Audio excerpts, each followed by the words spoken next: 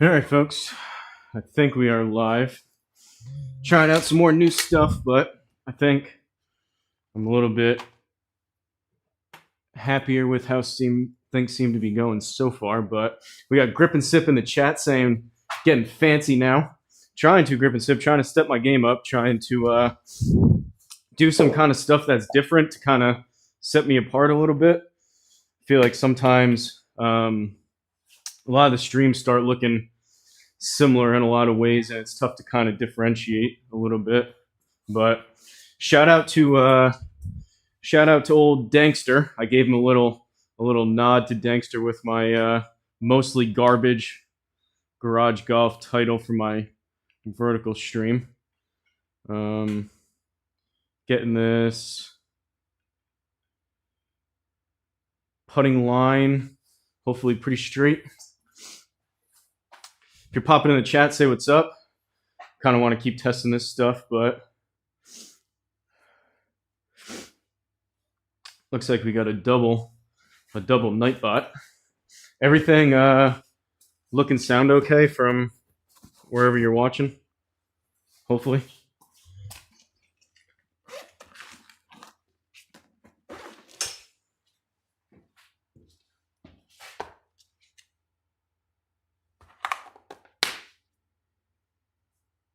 All right. Let's warm up and hit some shots. So we are doing, in terms of the gameplay, twisted sticks.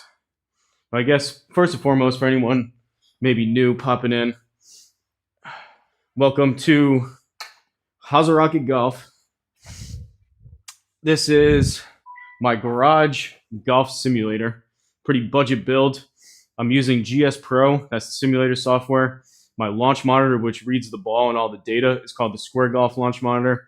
Everything's running on it's a gaming laptop. Ideally, I would have a gaming computer, but gaming laptop. And I'm able to, mostly pretty poorly, but able to hit everything from driver to putter. But we're doing, in terms of playing, we're at least going to do the Feel Good Tour. So Twisted Sticks Golf Club.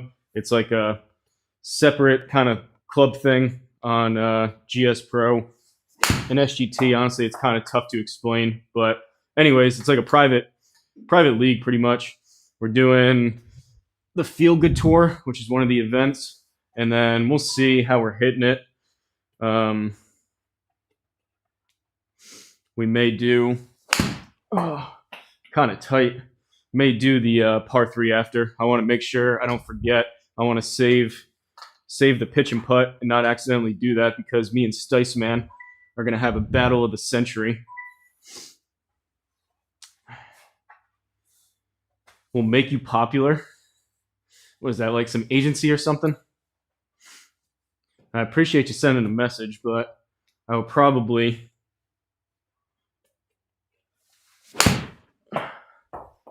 politely decline, but I don't know what that is, so.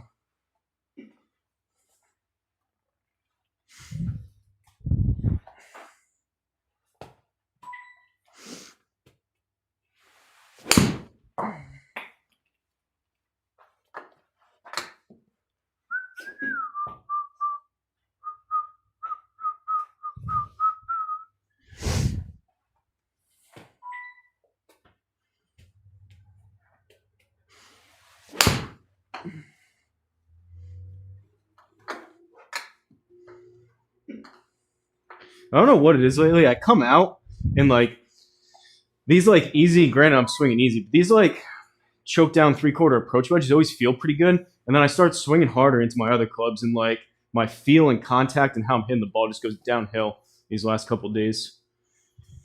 I think I may need to do a little, I said it yesterday, we did the ladder at the end, so hopefully my wedges are better, but I think I may need to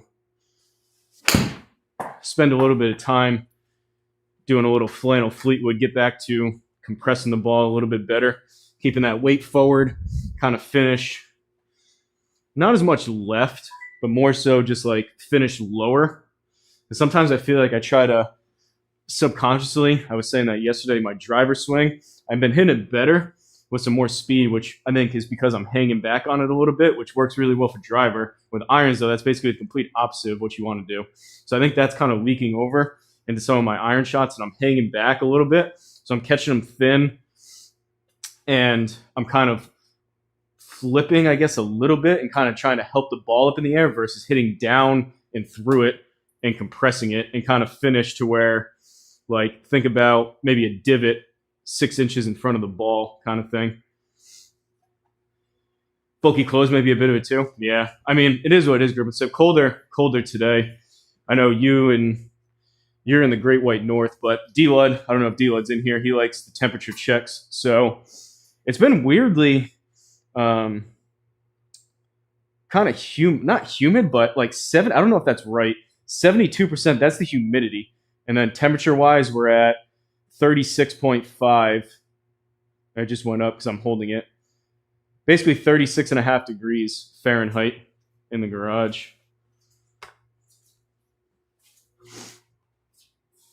But yeah, the bulky clothes aren't ideal, but I would rather these things. I'd wear these so much because they fit well. They don't usually restrict my swing too much, and they have a little bit of stretch. So yeah, a little more layers, a little bit restricting, but honestly, these don't feel too bad. I'd much rather have these layers on and keep my like back and my body and everything warm versus the layer. So it's a decent trade-off. Not ideal. Obviously, I'd rather be in t-shirt and shorts if I could, but you're in the pluses right now. Jessica Johnson, burner counts back. What's up? What's up, Jessica? I remember you from the other day. You asked, I don't know, Jessica, I think I remember you asked, you sent a couple messages the other day, and I think you asked, and I responded like 10 minutes late. I was saying something, and then you asked, so I'm pretty sure it was you. You asked how much this costs. I don't know if you clicked out of the stream before I answered it, but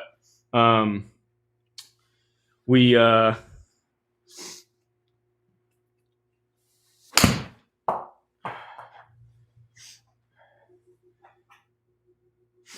looks like TikTok got connected, I guess. In terms of what it costs, I answered after. I just forgot. I saw your message. I was talking about something else, and I forgot to answer for like 10 minutes. But call it about $2,500 plus 3 Celsius. What's that Fahrenheit? It's about $2,500, $3,000 somewhere in there. You can go a little bit cheaper, but I'm pretty bare bones and budget friendly compared to a lot of guys. Some people have. You heard was expected to be more expensive, not bad at all. Yeah, I mean, it's really not that bad. So some guys have literally $30,000, $50,000 setups, as crazy as that sounds. A lot of guys are probably closer to like the 10,000 range, maybe 15. But for me, the main things are 28 degrees. So we're similar. I'm 7 degrees warmer. That's actually not bad compared to how cold it's been for you, Grip and Sip. Jessica, if that's your actual name. If not, that's fine too. You can have the burner account. But yeah, most guys are probably, I mean, some guys' launch monitors are 10 grand plus everything else. They have a 4K projector, which is a couple grand, all that stuff. But for me, the main things are the Square Golf launch monitor. That's what's reading all the shots. That's $700 to buy. No subscription, which is nice. A lot of launch monitors have subscriptions. So $700 there. The software, GSPro, that's $250 a year. So that's a subscription, but you have to pay for that no matter what. A lot of launch monitors, they make you pay an additional subscription to the launch monitor company to be able to use third-party software like GSPro, which a company like Foresight, if you heard of them, that have like the GC2, GC3, GC Quad, that's like $400 to $500 a year just to be able to use GSPro to spend another $250, which is pretty absurd. So no subscription with the Square, but $700, $250 for GSPro. And then I'm using GSPro because the graphics requires you need a gaming computer. So I'm using a gaming laptop. You could save money if you went desktop, which is like twice as powerful and like half the amount of money. So you could save some there. But my laptop, it's about 2 years old, almost 2 years old now, and it was $1,400. But everything else, like my projector was like $100. This screen was like a little over 100. This Country Club Elite hitting strip was like 70 or 80, I think. This mat was like 50. Gym tiles, like 20, $40. Then you got nets, and these are just black tarps on the side. Call it maybe another $100, $75. That's about it, just to get started. And you don't even need a lot of this. You could just use a TV and hit into a pop-up net. T-shirt and shorts weather. I don't know about that. Double the Celsius and add 30. Really? I remember I looked up Bogeyman when Big Dog was saying stuff. I remember I was asking him if there was a general rule of thumb of how to do that, and it didn't. It seemed like it changed. It seemed like, I think it was around freezing. Seemed like it was close, but then as it got warmer, the little like calculation to general rule of thumb got wonky. So I don't know. Seems a little silly to spend that much. Looks like you have plenty. Looks what I have is plenty. Yeah, well, I mean, it depends what you want, right? Like some people, they have an entire room in their basement or a finished garage or an attic or workshop or whatever that is completely finished with like flooring. People do heating and cooling with mini splits, insulation, all that stuff adds up like really quick. So I'm bundled up here in 35-degree weather, which isn't ideal. But like I say, cold golf is better than no golf. I saw Stice Man with a chat entry. What's up, Stice Man? That was the cheat code you used. So I'm going to have to remember that. Double the Celsius and then add 30. So 6. Yeah. Well, I mean, it's close. So he said plus 3. So it would be 6, 36. He's 28. It's pretty close. 25 to 30, I guess. Big match on Friday. Me and Stice Man going head to head.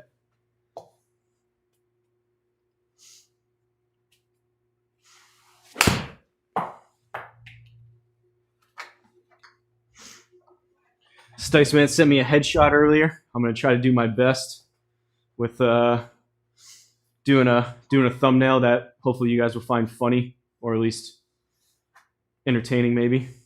Have you seen the TGL setup? The simulator is insane. I have seen TGL. We've talked about that. Honestly, I haven't watched a single one this year. I watched maybe 5 last year. I think like 3 of them were when, like, I watched the first couple, and then I think Tiger was second and third, and I maybe watched 1 or 2 others. Obviously, the setup is awesome with the different areas, so you can hit out the rough, the sand, fairway, that kind of stuff, and the fact that the screen's so big. Their problem is their system that they use, because Tiger owns it, the full swing. The full swing is terrible.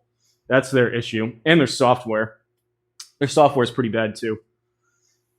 In terms of what the courses look like compared to what the courses look like on here, it's they could have done a lot better. But I don't know. That TGL doesn't do a ton for me. I get if you love golf, it's something to watch, so more power to them if you like it. For me, I don't know. Boog67 here living in your stream. What's up, Boog? We got to schedule our Boog's a player here. I'm going to do the feel-good tour here, Boog. We got to schedule me, you, and Frank. We got to run back our break 50 and try to do it. Beat all those stupid designers. 3 Celsius is 37 Fahrenheit. Oh, Grip and Sip. So did he do the Grip and Sip do the math wrong before? Get you there roughly. As long as I'm in the ballpark, Stace is happy. That's what they get you close. 10 degrees, 50. Yeah, I hear you. I hear you. Let's roll. Appreciate you finding the stream, Boog. You're what? Top. Boog's a player. Boog is top 3, top 5 in Twisted Six. Anyone watching, I'll probably mention it a couple times, but if you have Amazon Prime, which a lot of people do, I'd really appreciate if you. I posted a video in my Discord. It literally takes 60 seconds. If you have a Amazon Prime account, which a lot of us do, because Amazon owns Twitch, you can get a free Prime sub, which works the same as a YouTube membership. But great way to support the channel if you're so inclined, which I would greatly appreciate. At literally no extra cost, it's free. You get one free Twitch sub with Amazon Prime. So if you link your Twitch account if you have one. If not, you can just make one real quick with an email. That video shows you how to do it, but I would greatly appreciate it.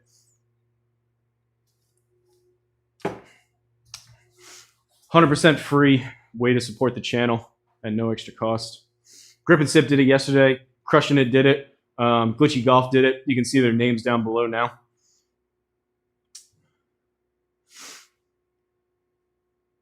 Guarantee I did the conversion wrong. I'm just giving you the Google facts. Golf Nut in the house.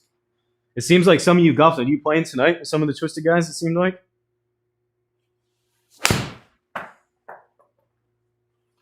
I'm getting too quick. I'm trying to swing harder. I'm getting too quick. I got to slow down the backswing and do the little commish pausey pause at the top. Slow down the backswing and transition. Also, it's just thin. I'm pulling up on it.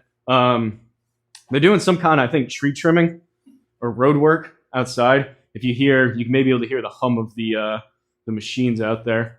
Not much I could do about it, but I figured if you were wondering what that was. But these mics are pretty good. They pick up on a lot. Yesterday I had to run inside because I said I heard a truck backing up. I could hear the beeping. And when I went back and watched some of the stream, you could actually hear it. So I'm wondering if I can hear that outside, you may be able to hear the hum of that. But that's what it is.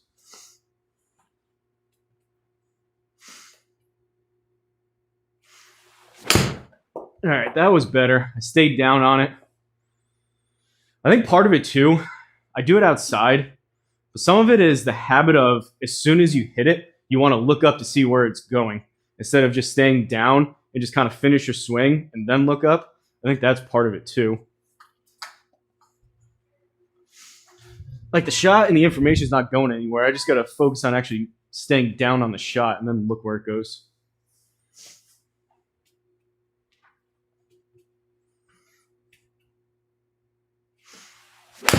Oh, and then we're back to thinning it.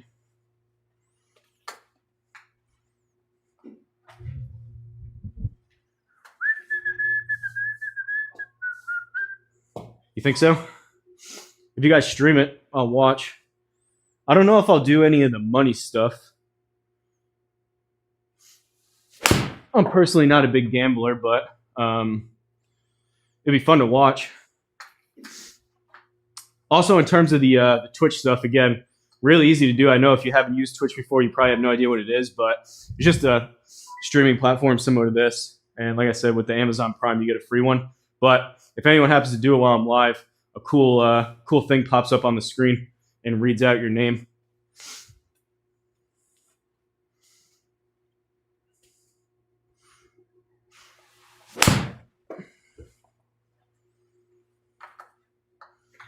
All right, we're going to get a couple of these pitching wedges back up towards 125. Verify that the round, show my ID at the door. All for what, $11? I get it, though. If you guys are putting up money, you want to make sure everyone's doing stuff legit.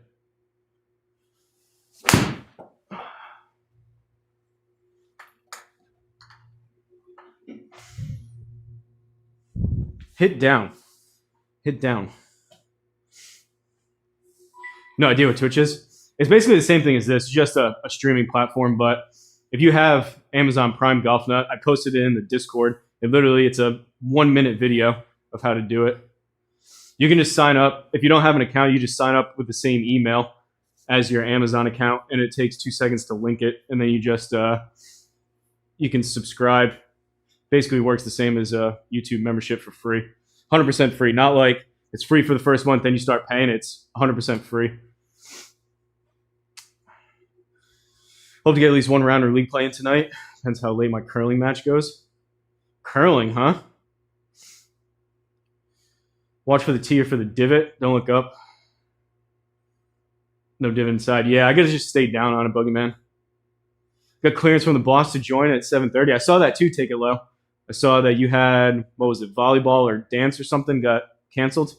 So you can go on early.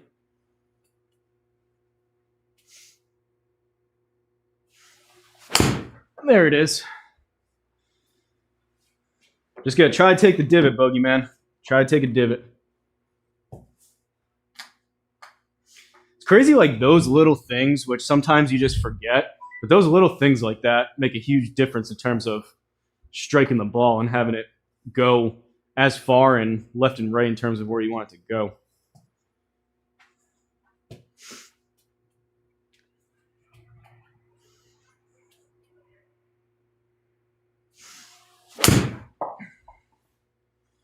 All right, 152. Still a little bit thin on that, but that's not bad for an 8.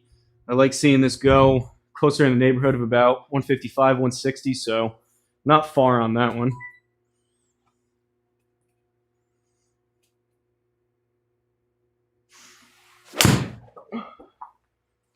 149. Anyone interested in playing that haven't faux divot? Anyone that's interested in playing the Thursday Night Thunder poll, I think is up for one more day. I did it on Sunday, which I think was for 3 days. So Monday, Tuesday, Wednesday. I think it closes out sometime tomorrow. Get your vote in if you want to play Thursday night. I think I'll text Bogey's Backyard. He seemed like he wanted to keep playing, but I don't know if he checks Discord a ton. I'll probably do that right now before I forget.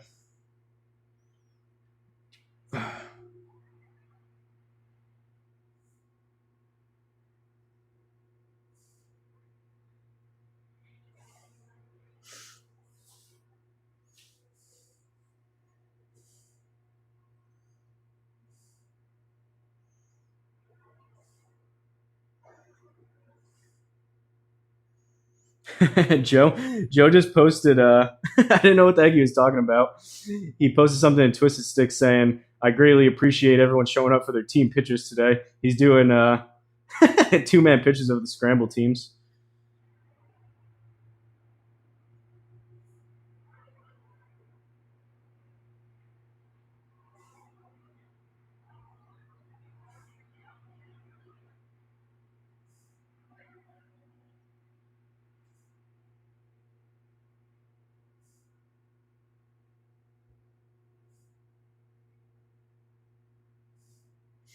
All right. Sent Bogey's Backyard a message. Faux divot. Faux divot. Faux. I know it means fake, but that's one of those words you can pronounce it a couple different ways. Wish I remember that last week. Thin and everything. I have a problem with that too, Golf Nut. When I go outside, I catch things a little bit thin. Because usually in the mats here, you don't try to hit down a ton. I know Stice is really steep, but I have to adjust with that too to where I go outside and I feel like for the first few holes, I'm like thinning everything because I'm afraid to, for whatever reason, really hit down on it. But like that one I pulled up on. I kind of sweep the ball anyways. I'm not super steep. It's like that Tiger video where he says when he's flushing it, he doesn't take divots. Obviously, I'm no Tiger. No Tiger Woods, to say the least. But I'm not one of those guys that take like beaver pelts divots either.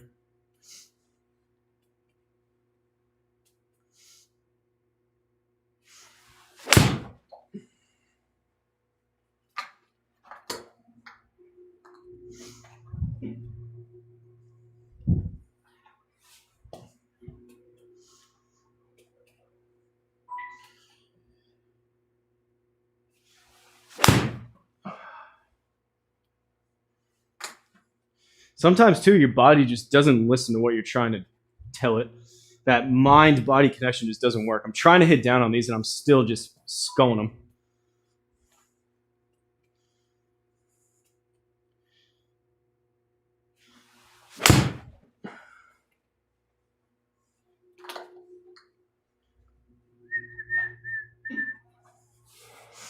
Maybe it was the Tiger and he wasn't taking divots.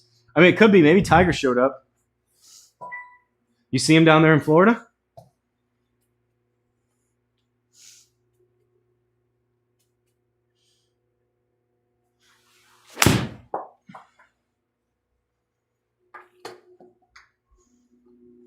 Past couple of days, for whatever reason, I just can't get comfortable behind the ball. I don't know what it is.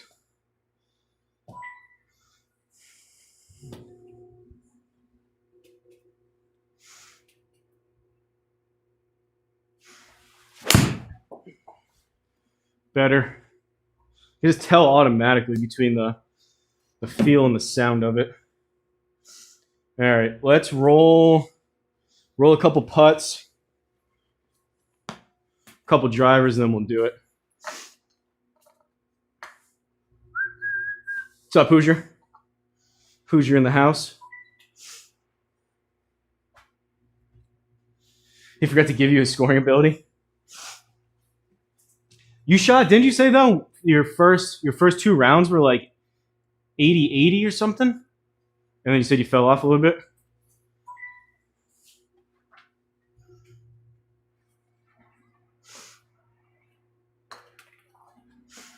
0-0. I mean, do we have to hit anymore?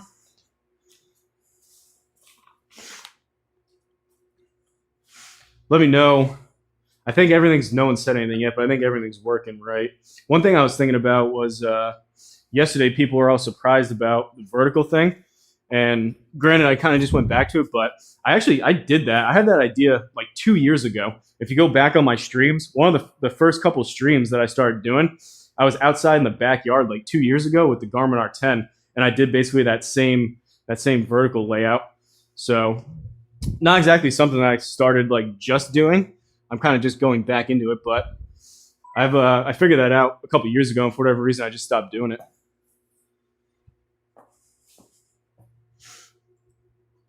But I told Dankster, I mentioned at the beginning, shout out to Dankster for the mostly garbage garage golf title for the vertical.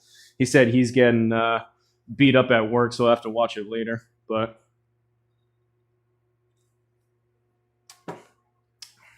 little nod to the old Dankster. First day was great. Back to the old me. 98, 91, 90.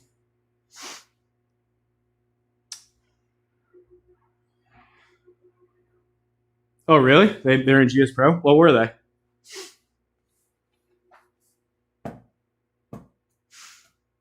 You weren't near. I would have remembered if you were there. I don't think you were that close, but have you ever been to the Villages? I was talking to Bogey's Backyard last Thursday Thunder about it.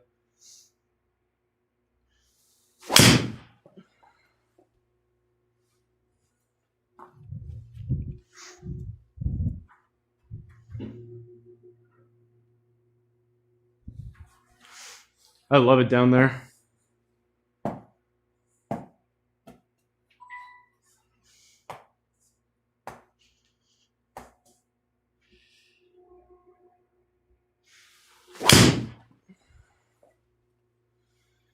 All right, well, the draw is drawing. We just got to control it a little bit.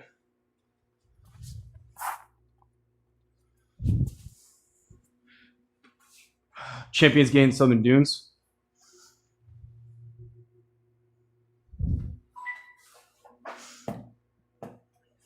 Not familiar.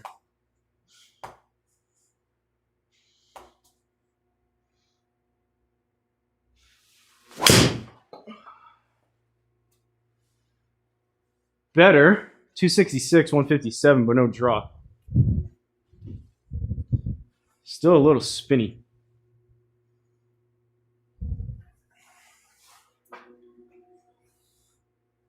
Started Southern Dunes, super proud to tell you. 180 bunkers. Not thrilled to hear the news he was delivering. I found, though, when I play down in Florida in the Villages, different, I don't know about where you're at, Golf Nut, but the sand, at least, I mean, it depends on the course, right, how well they upkeep it, but the bunkers down there that I play in for the most part, they're all really soft, fluffy sand, so you can hit through it really easy, and it doesn't feel like I suck out of the bunker, so it doesn't really feel like you have to do anything crazy, versus around here where I play, it's like wet, hard-packed sand, which is like chipping off a tight lie almost, and you have to really dig down in the bunkers. The stuff down in Florida, I don't know if that was the same there, probably was. Nice and fluffy, so the ball comes out really easy. And you can kind of just hit, at least what I do, I just hit basically a normal chip out of it.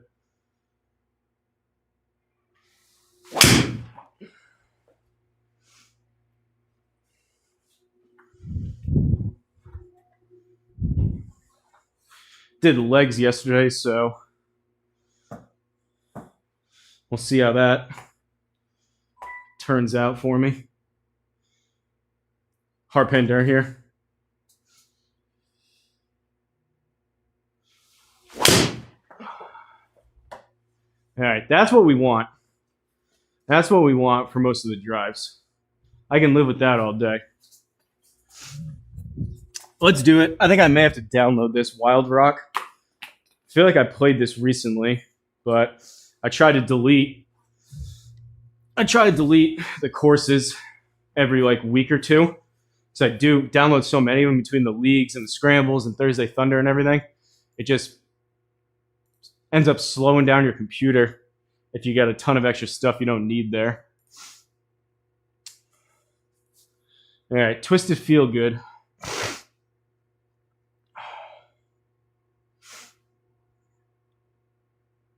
Tips Tours at Walalay. Hawaiian course. Feel Good Tour. Let's see if there's any of these I can get rid of. I just keep the ones that I feel like if someone comes over, I would say, like if I scroll through these and say like, oh, that was really fun. I only keep the ones that I intend to go back to again. And personally, there's so many now. When I first got GSPro, I was like, okay, I'm going to download all of them. But even this one, like Landman, yeah, it's fun, but I can just download it again. And instead of having 700 megabytes taking up your space on your computer, and ooh, a little lag on GSPro there. I don't know. I just delete them, and I can just download them again if I want them. Helps if I can actually see.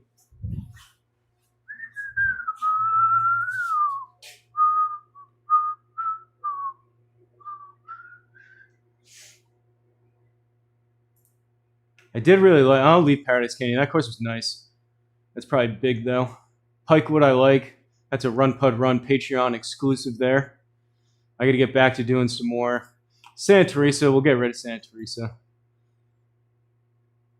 Starlight Pines, we'll get rid of this. Actually, no, that's cool. Under the Lights. Loma Club at Night, I like that one too. Top of the Rock, Tobacco Road, Torrey South. Twisted Sticks, we can get rid of that. I think that may be next week for my league. Not the pitch and putt, but the actual Twisted Sticks.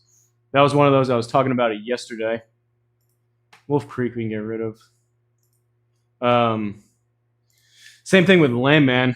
A lot of the leagues and tours, as soon as a course comes out that people like every league and every tour goes to it. So Landman, that was the thing. So I try to wait like a couple months to do it again. Same thing when Twisted Six came out. So I added it to my list right away, but I want to give a little bit of break in between so people aren't playing the same course for like 5 different leagues. But I think Landman this week and probably Twisted Six next week, the actual course. All right.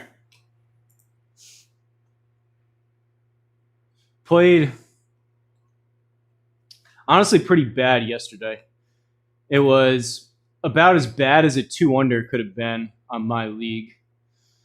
Normal firm 11, 800 feet, 8-foot gimmies. Let's do it. Shut up, Nightbot. Yeah, I was just thinking C-Drum's going to have an aneurysm. Now that I have 2 streams going, it's going to send it to both, so it's going to double up on everything. So C-Drum's going to be able to get double the Nightbot hate.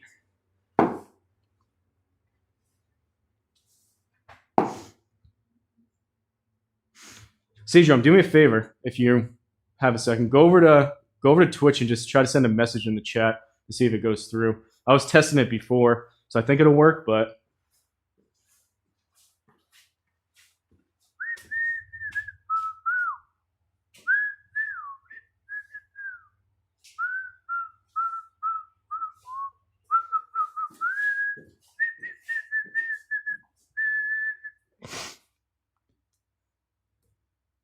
hey, I appreciate you, Glitchy Golf.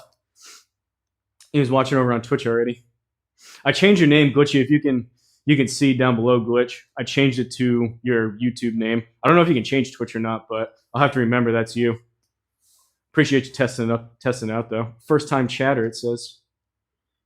Like the idea. I did notice SUT in multiple leagues, same course, same week. Yeah.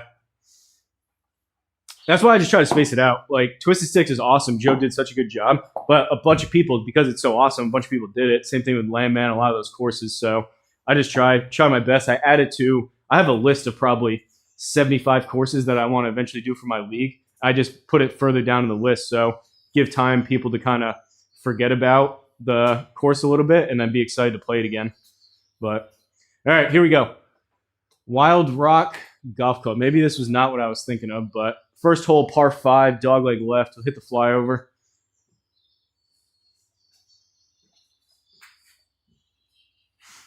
Short.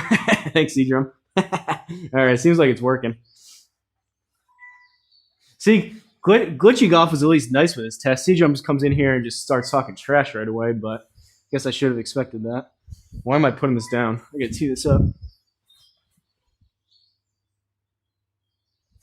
All right, we had a good week last week in Twisted Sticks. I don't know. I think we shot 10 under on Feel Good and 8 under on Stroke Play. I don't have quite those expectations. I didn't expect to do it last week either, but I think if I could get to about, I think 5 under here for the Feel Good, half of last week would be decent. We'll see what we're working with the leaderboard once we get going. Oh, there you go. You switched it. Taking my in. There it goes. Yeah, I did notice that, Cedrum. I don't know why. When I was testing it, the Twitch would go through right away. I think it's maybe because that is a permanent chat to where like you could, I was testing it even when I wasn't live.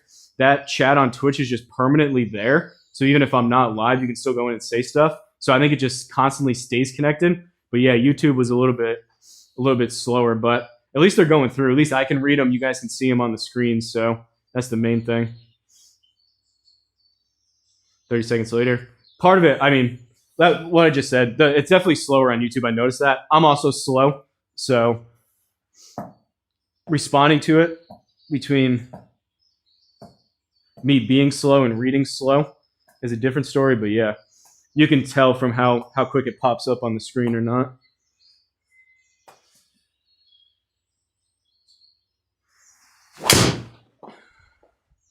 Hey now. Oh, we're going to be blocked out. 900 backspin. Well, I drew it. Oh, never mind. We're fine. 157 out of the rough. Do a little 8 iron. Not even little, just stock 8 iron.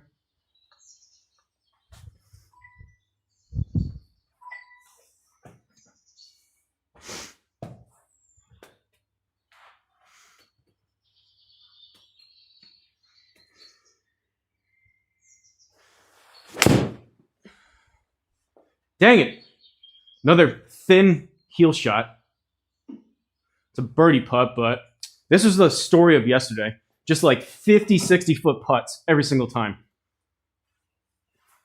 Now we got a 62-foot putt for birdie. Tough to score when you're giving yourself 60-footers. This is a 1, 2, 3, almost a quadruple breaker.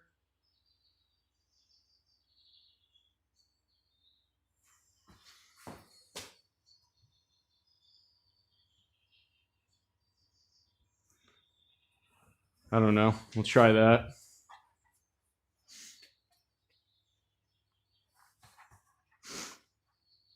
I thanked you separately, Cedrum, but appreciate you with the Prime sub on Twitch. You were the first one.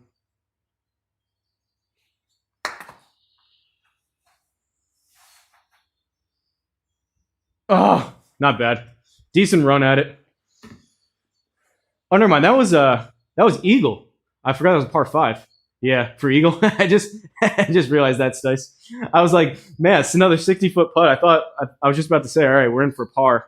But that was a par 5. All right, 1 under. We're on the train. Eagle not birdie. Yeah, thanks, Golf Nut.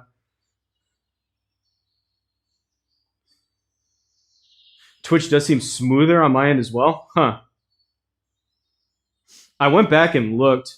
You guys have no idea how much time and effort it took setting this stuff up over the past few days. I'm still not even quite there. There's going to be stuff that I thought I was ready to go yesterday and half the stuff didn't work. There'll probably be stuff today, but I think we're at least gaining on it. But I went back and looked at some of them. The streams seemed they were all about the same. I didn't notice one way or the other.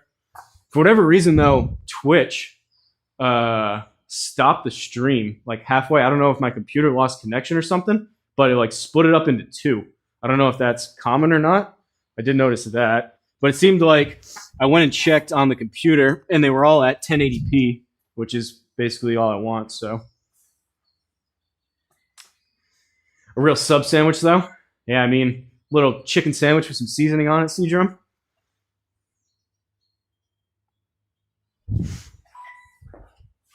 All right, 1 under. That was for Eagle. Thank you guys. You guys are paying more attention to apparently this golf than I am. Where are we going? What did we do this for? Was this like a Thursday Thunder or something? Was this the big one I went over the trees maybe? I feel like I had just played this, but I don't know what it was for.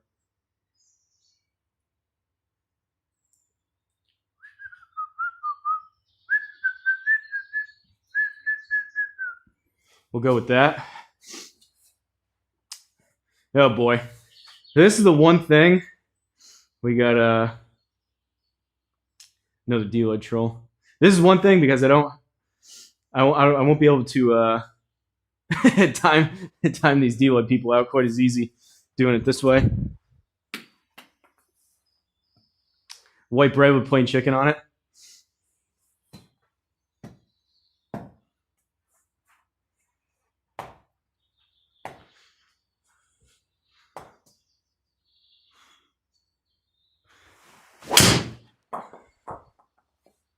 Hang on. Hang on. Don't. Oh, it's firm. It's going to go in the deep rough. Stay in the rough. Stay in the rough. Stay in the rough. All right. Let's see if that wedge work helped out yesterday. 60, down 7 out of the rough. So we're down about 58, up another probably 61, 62-ish. 10 degrees down. I think we need about a 55.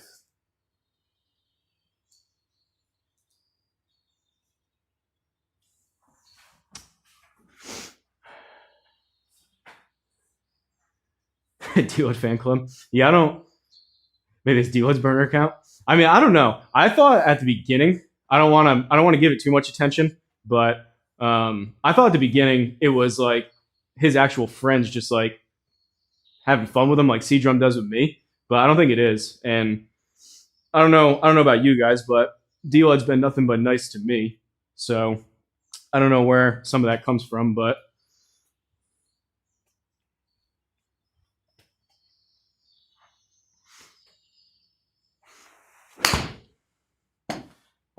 Yikes. Well, wedges, I mean, it wasn't a terrible swing, but that was supposed to be 10 yards less. So apparently we may need to do the ladder again. All right, this one, not quite a 60-footer, but this one is for birdie, right? So we'll be happy with a par. 33. D-Love everywhere. Double breaker. This thing snaps pretty good on this hill. But then it comes back. That may be too much.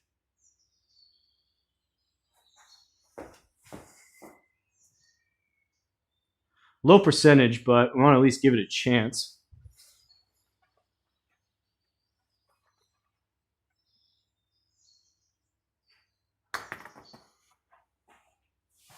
Come back now, come back now, come back now.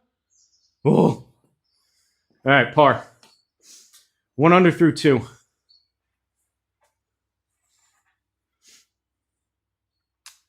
We all need a self-deprecating burner account. That's what I have Seadrum for. Small mind jealousy.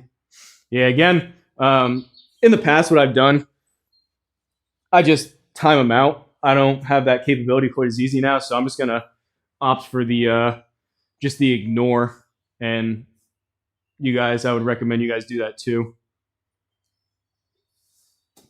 Because it's weird. Like, it'd be one thing, like, I could take it. People come in here, they want to clown on me and talk trash. That's fine. Honestly, I welcome it most of the time. But at the end of the day, it's just they want whoever it is, the same person or multiple people, they just want a reaction, good or bad, and they're probably just giggling. So I'm gonna hopefully not contribute to that. And I would say for you guys, same thing. But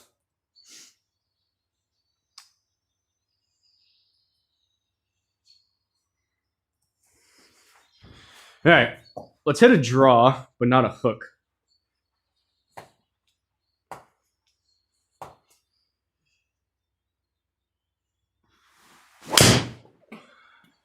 Or another hook. Simmer, simmer, stay in the rough, stay in the rough.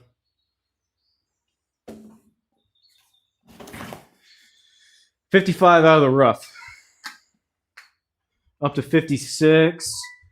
Probably like a 58, 59, 60. So I need another. It's probably about the number. Need like a 55.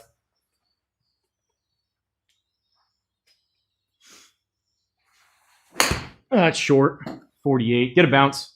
Get a bounce. Lucky firm bounce there on the fringe. I think the rough, but all right. A little more manageable birdie putt.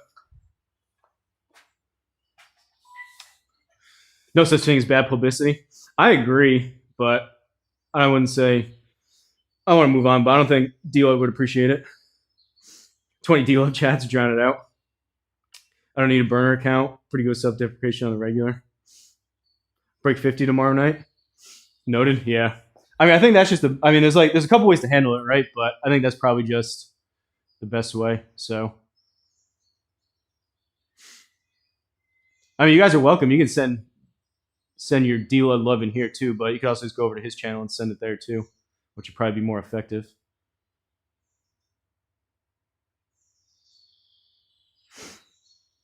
All right, uphill, it's breaking. We'll try it. 18-ish.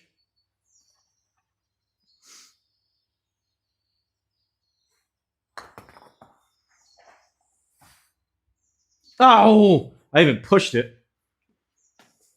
Par. Fourth hole, par 3. Who's your third person? Who do you guys have? Stice. That's a good team right there. Stice Man, Golf Nut. Who's your third? All right. Halfway decent 9-iron here. Come on. Gotta get back to hitting irons better. Those are usually what saved me.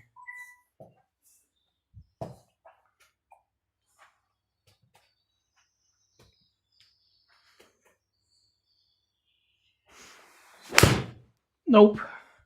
Horrendous. That was about 20 yards less than what I wanted. What am I doing?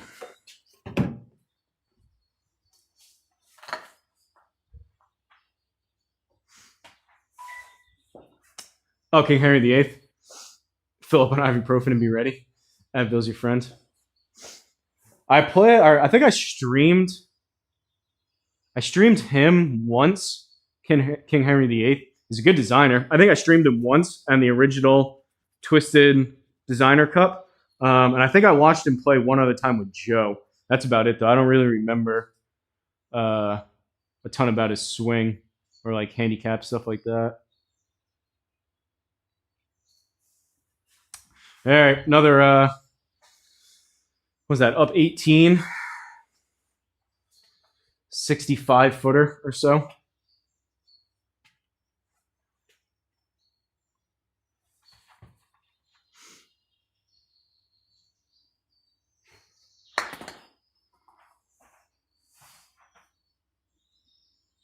Not terrible speed. I pulled it, but here we go. Poor TK didn't know what the heck was going on the other day. Zona 5 under, Bravo's 3 under. I'm in third place right now, 1. Zona had I think he won this last week too. Zona's been putting together some good rounds. West Coaster.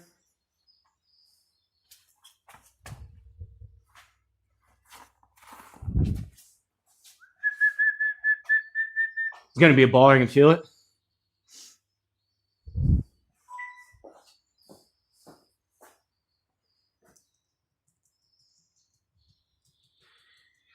A couple more birdies here would be nice, considering this is supposed to be a feel good.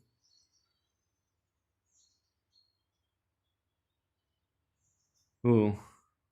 Is this not driver? Yeah, it's 260. That's not driver.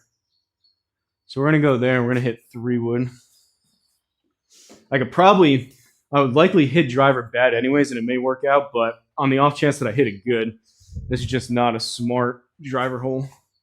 We'll see if this works. I tried doing the stupid bottle cap 3 wood yesterday and it didn't go so good, but I feel like just get it up and off the ground a little bit. Still feel like I hit it. Great looking course. It does look good. I'll do another flyover on the next one. Secret weapon from the land of the Pacific. Yeah, I hope you guys all do good. I like our chances as a team with Boog and Frank. We could get Robot Frank oiled up, ready to go.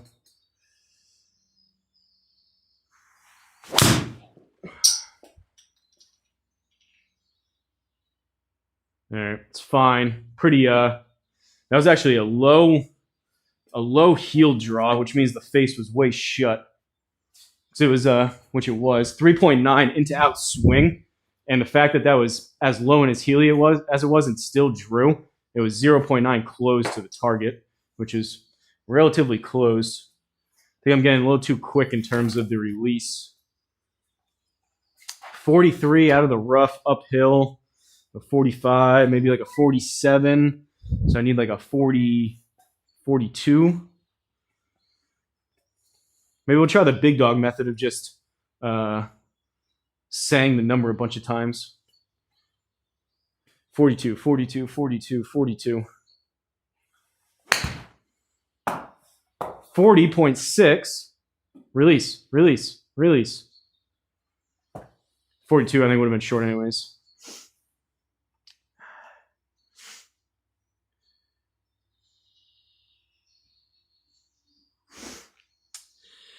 I don't know if you know this, maybe you do, but I cannot see the Twitch messages on here. I can only read them because you have that window open on your stream. So you're saying, I think I know what you mean, Golf. You mean that it's not, there's no way to put it, there's no way because they're separate platforms, there's no way to put the Twitch messages, there's not much over there anyways, but I think it's just Glitchy Golf over there. But, which I appreciate Glitchy Golf for watching, I'm not saying that, but it's not like you're missing a ton. The only thing I can do is just put it, Lone Wolf, the only thing I can do is just put it on the screen. There's no way to actually combine to where you see it in your chat, at least that I know of. Maybe that's possible, but I don't think, basically, as you would assume, the different platforms, they don't want to integrate with their competition, which is understandable, but I don't think there's any way other than just seeing it on the screen to bring them over. Unfortunately. By the way, if anyone's on the vertical, how is that chat over there? Is that too big, too small? Not a good spot?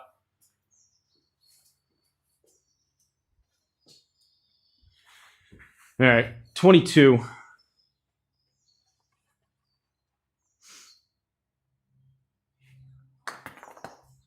Yanked in. It's too much. Stop.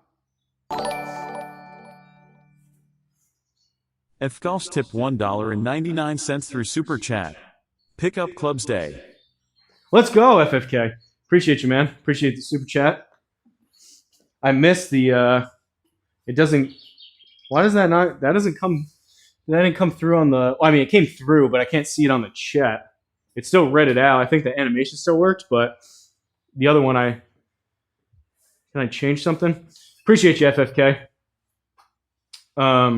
Exciting. Flying Fat Kid's got his Maltby clubs that apparently got lost in the warehouse from what I heard. Let me see here. Okay. Okay, I think maybe I had to select one other thing. Maybe that'll work now. Appreciate you, FFK. Appreciate the Super Chat as always. All right, we'll do the fly over here. Glitchy Golf said it's a good looking course. Exciting though, Flying Fat Kid getting his new irons. I think Flying Fat Kid, there's an adjustment period. There'll probably be a honeymoon period and an adjustment period. Hopefully, mostly honeymoon. But I think give it a month or so to where you really feel comfortable with them. I feel like you'll probably knock off 5 strokes off your average round just by using those clubs because they're so much more consistent and controllable versus the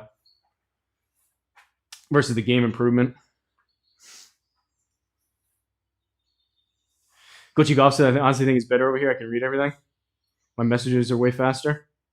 Well, hey, if you guys want to go check it out, toss me a Prime sub while you're over there. I'd appreciate it. Yeah, no, I appreciate it, Golf Nut. I figured I kind of knew what you meant. I don't think there's any way to do it like what you're talking about. I think this is the best that we can do.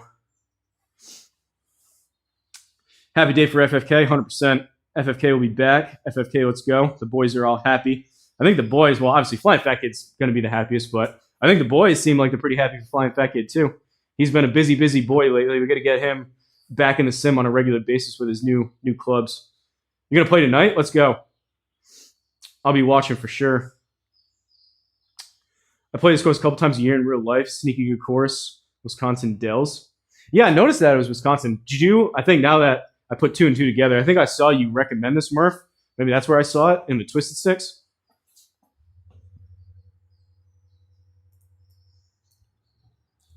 Who was this? Golfer God? I think that's, he's got a couple different names. He's popped into the streams a couple times, I think. I'm trying to remember what his name was. Stop yapping in golf? Well, word gnaw. We got golf between the yapping. Kind of the whole point of this, the streaming. I mean, I could just turn my mic off and just do ASMR golf, but I think part of the fun is, or most of the fun is going back and forth with you jackwagons. But we'll get golfing here. I appreciate you stopping into the chat. Par 5. Let's see if we can carry this. Get about 160 ball speed out of this for Mr. Gnaw. Or Mrs.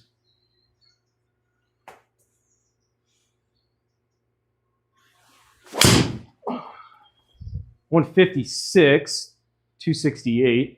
Not bad. A little spinny still. He's working his way around the Wisconsin courses. What was his name? David? Was that his name? David like Henkel or something? I remember he would come in the streams and it would have like his name on YouTube. And I had it took me a little while to put 2 and 2 together.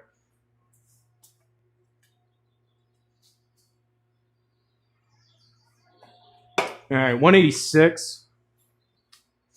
Haven't been striking really irons that great in general, but especially long irons. So I'm going to try a smooth 6 and hopefully par 5 we're within like 20 yards with a chip, if not a putt, would be nice.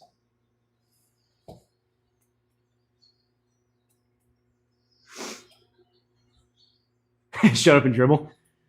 Yeah, David F. Yeah, thanks, Flying Fat Kid. Stop yapping, wrong channel. I know, we do honestly more yapping than we do golfing a lot of times, so. Oh, I hit it good. Or better. This may be really good. Simmer. Go in. Oh, no, I should have pulled the pin. No. I was watching a track. That was coming in hot. These stupid pins in GSPro. That was almost a 186-yard hole out. That was dead center of it, too. I don't know. That may have just, like, hit the cup and bounced out. Oh. See, every once in a while we stop yapping and play a little golf. Man, we're in the fairway. I can probably putt this. Dang it. You think that would have gone if I pulled that pin? Who was I telling the other day?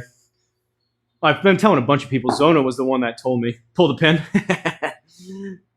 I was going too fast. Nice shot. Apparently you can do it on the fly. You can't pull it for someone else, but you can pull your own on the fly. Honestly, it started to track and I started to walk back and it crossed my mind, but it's tough running back to a keyboard that quick as you're watching it. Need a default pin pull slider.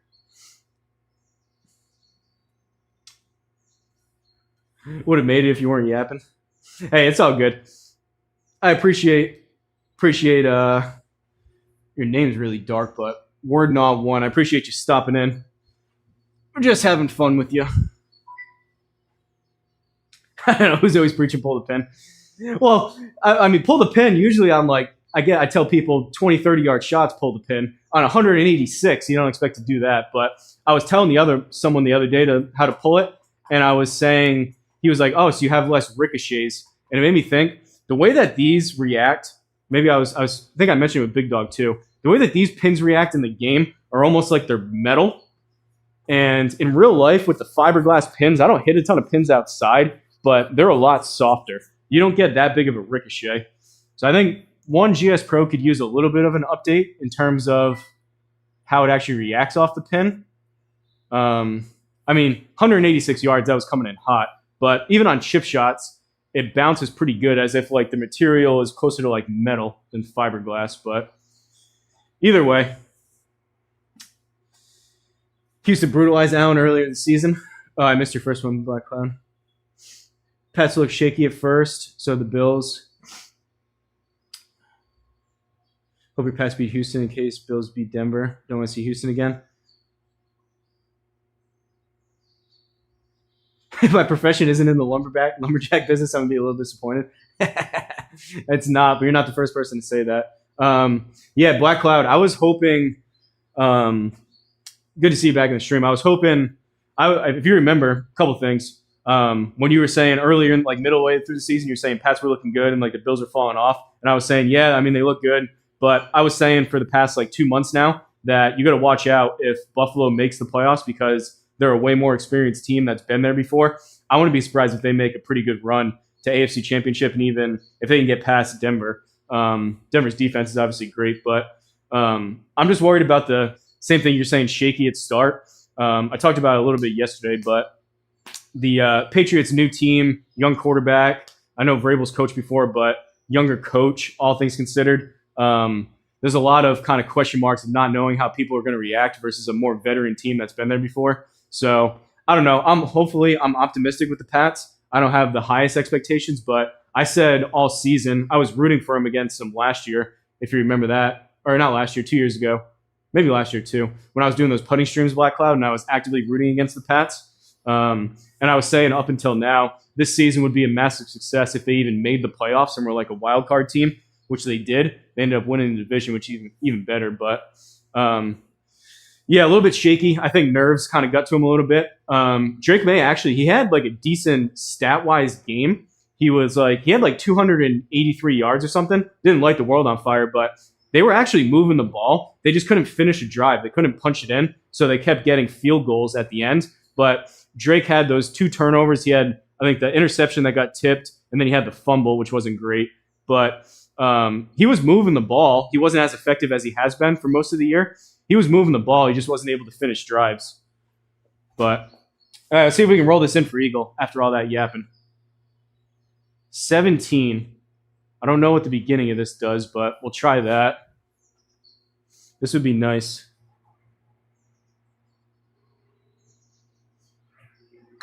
I don't know if I hit it and I pulled it. Not even close. All right, easy birdie though.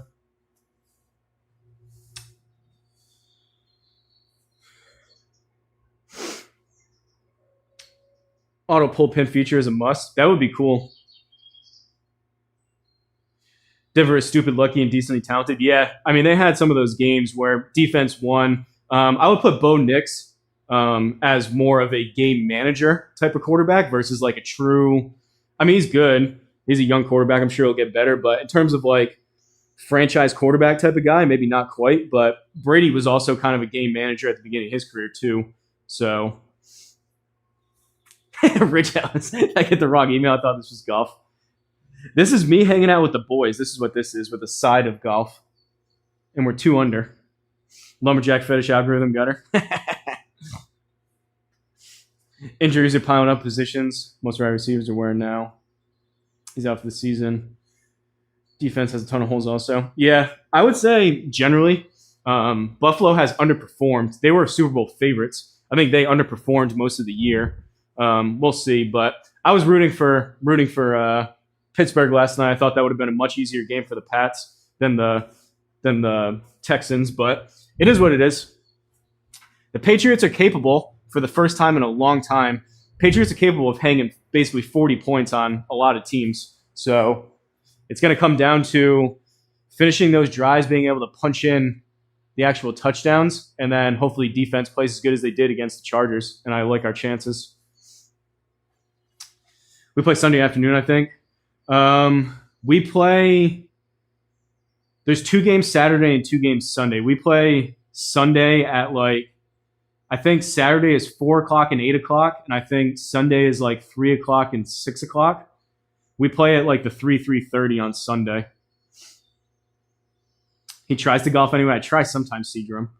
All this football talk. Did you see what the PGA did to Brooks Koepka? I did not. I saw he was back. I heard that he made his return, and there's going to be, they said, certain, I guess, sanctions or penalizations against him. I don't know what that looks like. Maybe, Gucci Golf, you have the details? Usually Black Cloud used to be the guy that would come in here with all the breaking news.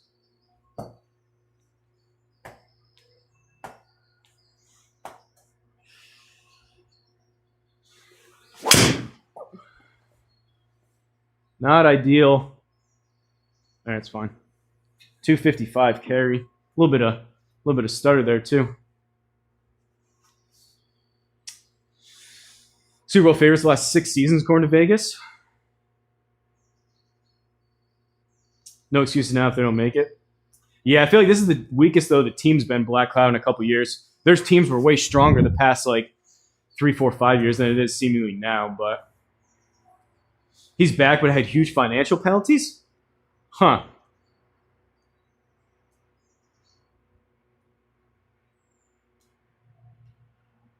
Am I taking on Seedrum like Luma tried? Seedrum doesn't want the smoke. Next time, me and Luma, I think we're going to do 1T again, but he's going to go to that indoor sim place and actually be able to hit his driver.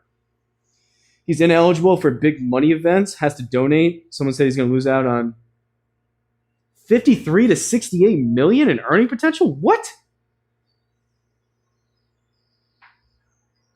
Can earn upwards of 50 to 80 million or whatever they're saying. What? You're saying after that he can't, or he can't win anything up until that? That's a wild number. How's that for golf talk?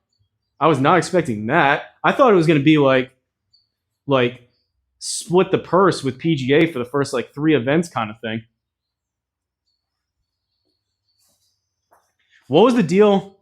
What was the deal with his live? Did his live contract end and he just didn't renew, or did he leave early and is still getting paid, or voided some of the contract? How'd that work?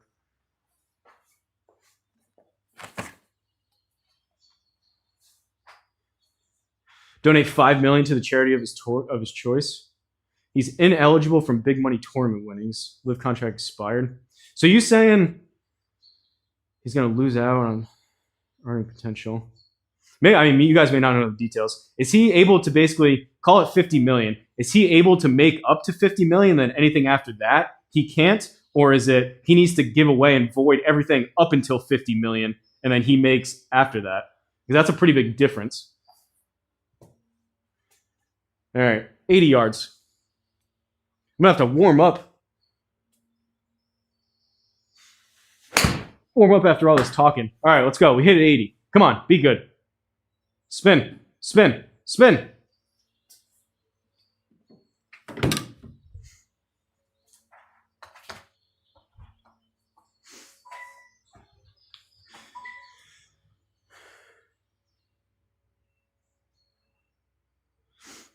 Charity of his choice. Punishment for 5 years. There's also more players for live. Poor Brooks probably have to eat ramen noodle. 100 million from live should have helped a bit. Send you a link of the punishment. All right, 10 playing 7.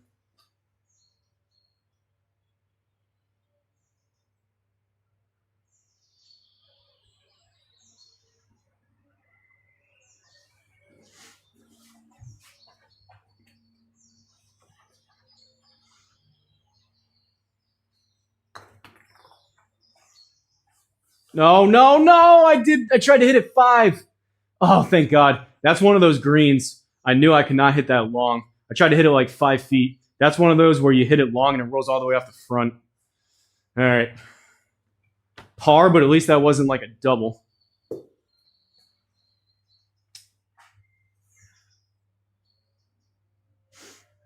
Money concerns are a non-issue. Yeah, I mean, it's obviously he's outside sponsors. He got generational wealth with Live, and he was already very well off, obviously, from winning all those majors and stuff.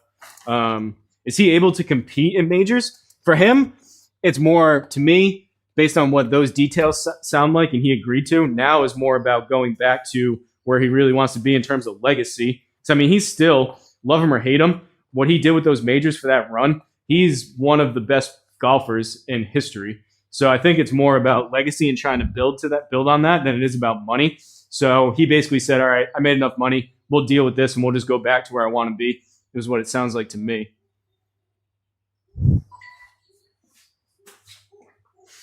That's pretty wild, though, that was obviously that in order to come to that agreement, there's a good amount of back and forth. Imagine what the PGA started at. Like the PGA's initial offer was probably like 10 years, 500 million, and they probably negotiated down to 5 and 50 to 80 is probably what they ended up on. I'll check a Black Cloud. He was always allowed to compete in majors. He just sucked the last 8. Oh, that's true. That's a good point. Gonna watch him at the Phoenix Open. Scored a sweet ticket on the 16th for Saturday today. That's awesome. That'd be one of those tournaments. I've never been to a professional tournament, but that would be an awesome one to go to. Assuming that's probably a lengthy article, Black Cloud. I may look at that after.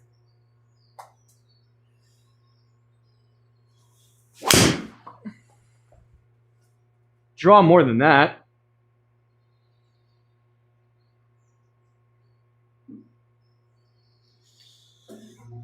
That truck out there, whatever they're doing, is getting louder, so apologies if you can hear that.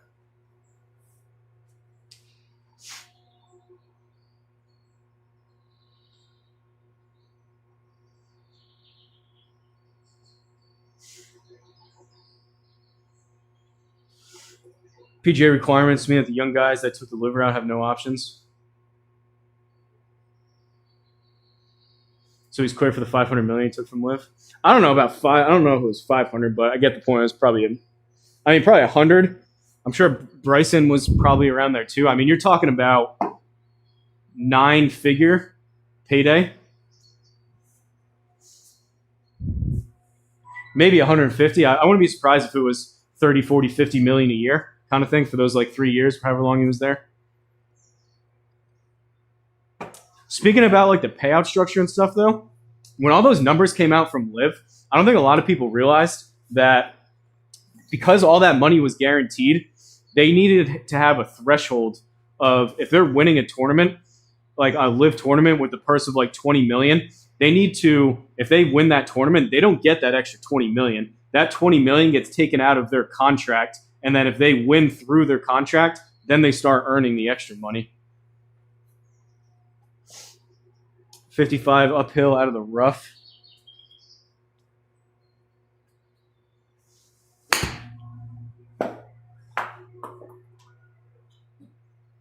All right, that was not enough. Come on, keep going. Trickle, trickle, trickle, trickle.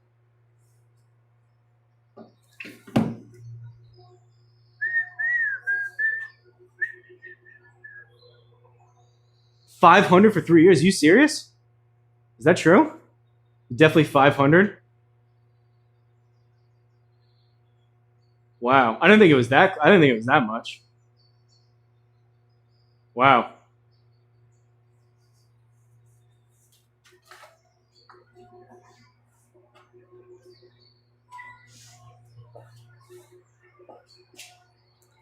I mean, at a certain point, obviously, 100 million versus 500 is a pretty big difference. But when you're into the 100, what is that, deca millions? When you're into the hundreds of millions, I feel like at a certain point, your life doesn't change a ton. Like, he's already got a private jet. He's probably got a couple mansions, any car he wants. Like, I don't know if there's a ton of stuff you can do with 500 that you can't do with 100, but that's a crazy number if that is actually what they paid him. What the heck was Bryson then? Because Bryson is bigger now than Brooks was. Brooks is probably a bigger name when he signed, but Bryson now, with everything he does, wonder if he's renegotiated. 13. Like, if that's the case, then that makes me think Bryson's up towards like $1 billion contract. With probably some equity as well. Wow, that snaps.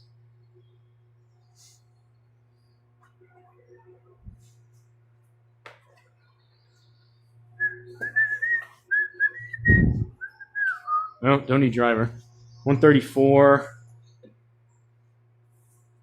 Can we actually hit a pitching wedge the way we want?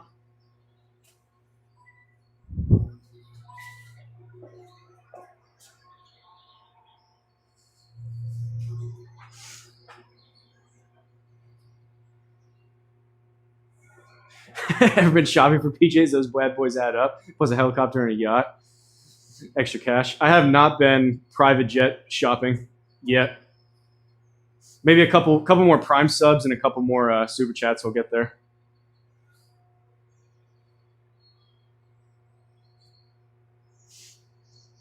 Yeah, I mean, it was inevitable though, Black Cloud. Like, I think there was regrets both ways pretty much the entire time. And the power dynamic. At Ritualist 1379 tipped $4.99 through Super Chat. It not 50 million, but you're free of your contract. Good playing last week in Twisted. Thank you, Rich. Let me I noticed that was the chat was a little bit in front of that. There we go. Appreciate you, Rich. That's very kind of you. $5 super chat. It's still not showing up on my end over here. I know you saw it on the screen. I could hear it. But I don't know why that's not coming through on what I'm looking at. But appreciate you, Rich. And I forgot, I will turn off the ads on the main stream, courtesy of Mr. M-Town Barber and Flying Fat Kid before with the generous super chats. You guys are the best.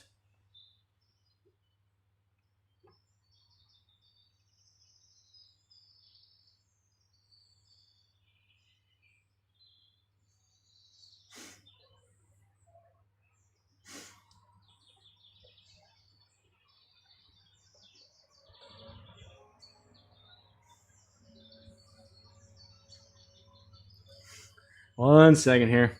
I got so many screens up now, I don't know where anything is anymore.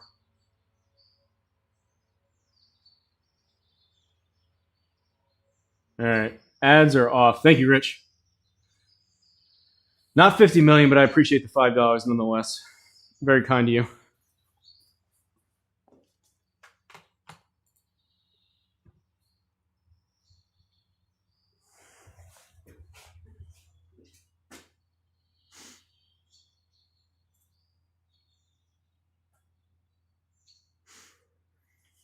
All right.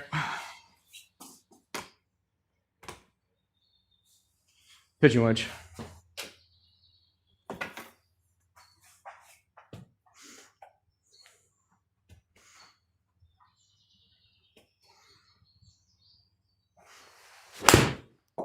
Ah, so bad. I keep pulling up on it. That's way short. And the answer was no. I cannot finally hit a good pitching wedge. Oh, God.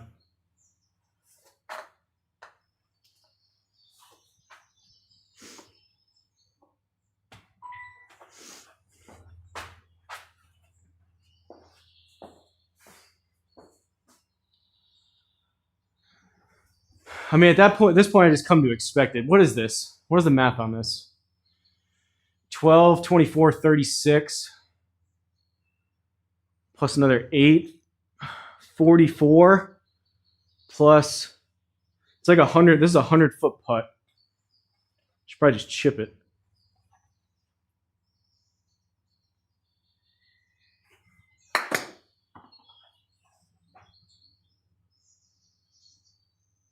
I mean, 2.1 pull, but not horrendous speed from 100 feet. That's basically just hit the putter really hard type of putt.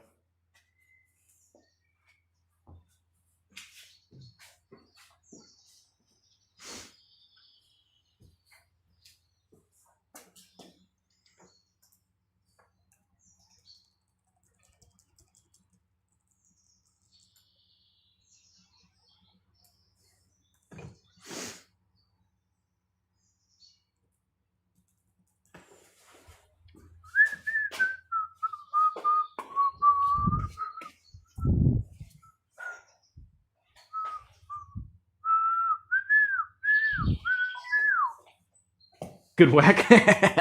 Good ball speed on that. 16 ball speed on that putt, Rich. I knew that driver speed training would pay off somewhere. All right. Speaking of whacks, let's give this one a ride. Whoa. Not ideal. 159.9. That's supposed to be a draw. And it's not supposed to be 3,000 backspin. Well, we're on an upslope.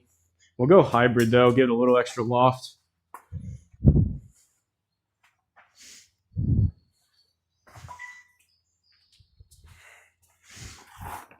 So far, things seem to be working better than yesterday, which is nice, but still not there. I can't see. I don't know if I can even do that, but I got to see if I can figure out seeing super chats and whatnot. If you guys are kind enough to send them, so I can actually read them too, not just through the on-screen thing.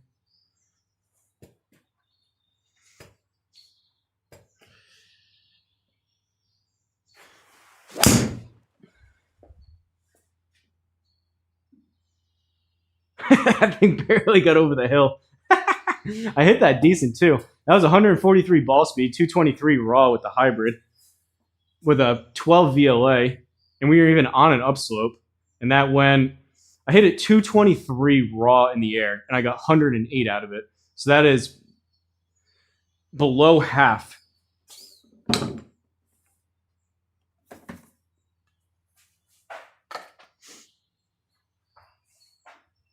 That's what you've been doing lately, heel. Take a half a step back. Yeah, just literally like an inch back and just line. I mean, it's like the easiest way to. Same thing with people that are shanking it, hitting off the hosel. Just take a half a step back. It's like a quick band-aid to where you start lining your club up off the toe. Should bring the strike a little bit more towards the center. 105-ish maybe.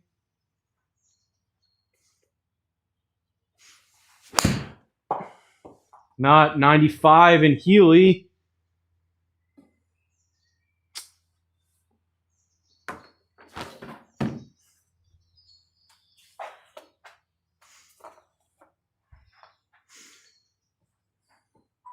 Crazy game. I was probably like 6 under at this point last week.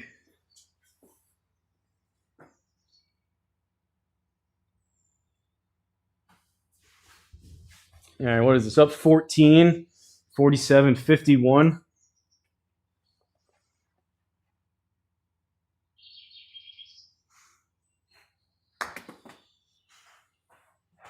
Zero, zero. Just a bad line. All right, I mean, we're saving pars.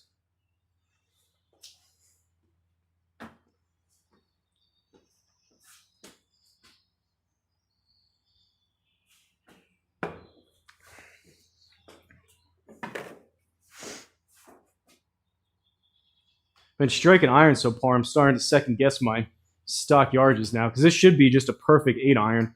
But if I hit it like crap again, then it's like, do I just swing easier and club up or?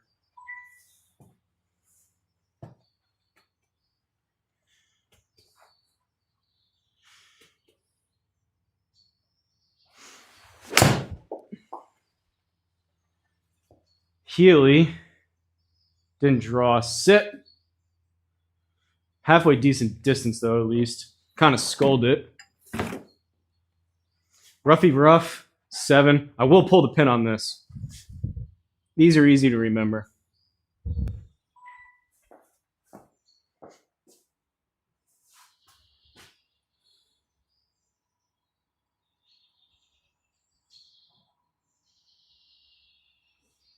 Try that.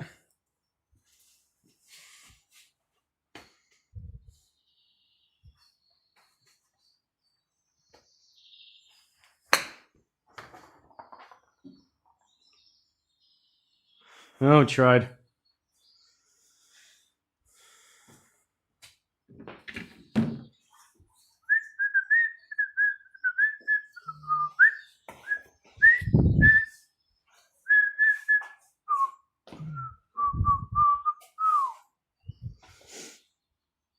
Some pretty sizable dog legs at this course thus far.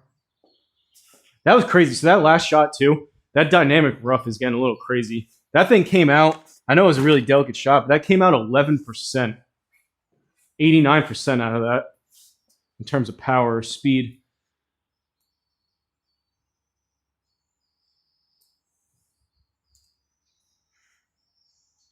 All right, maybe bounce it off the rocks up here.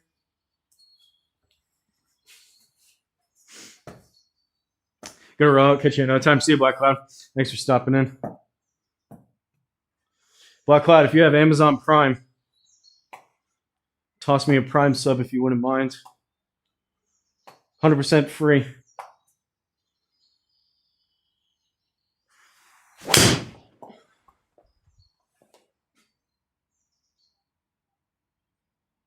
All right, a little toey. Not bad. Stayed away from those rocks.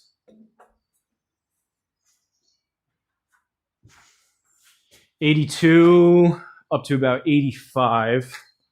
We need about an 80. 80.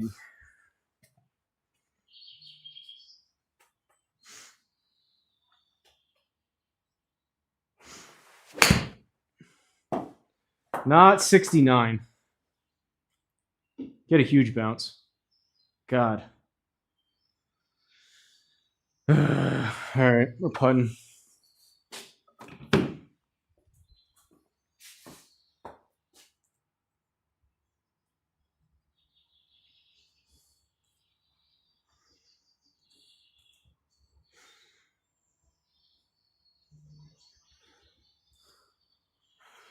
.4 left.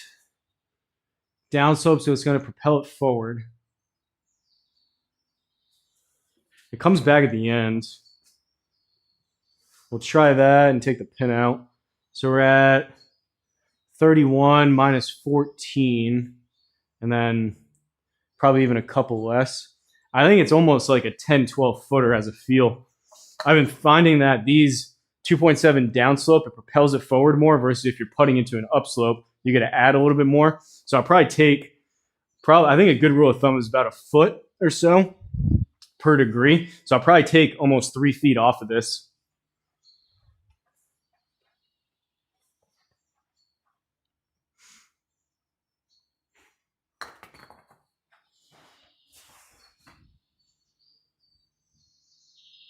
Man, even that's a little deep. Man, that shot way left.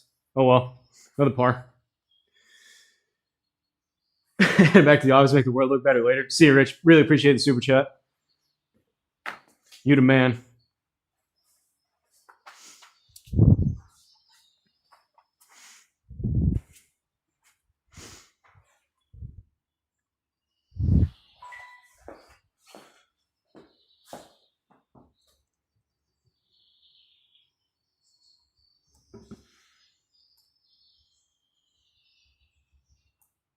All right, not the smartest driver hole here, but we're going to hit it.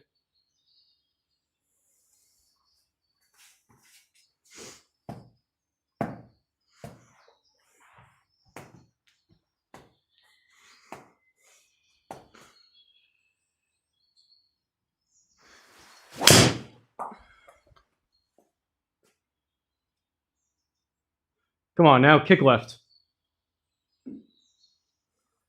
We will take that all day long. Now, we can mess this wedge shot up and give ourselves another 50-footer.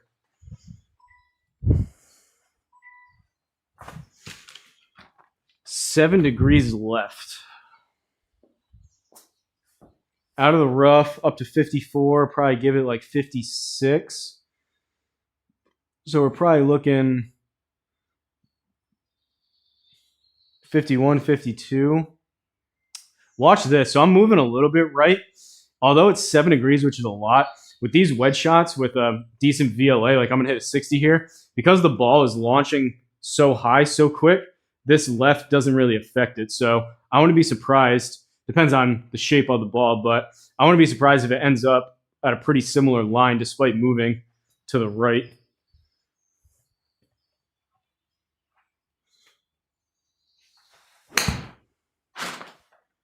Go. Wow, that got 8 up. What did I lose out of that? 8%?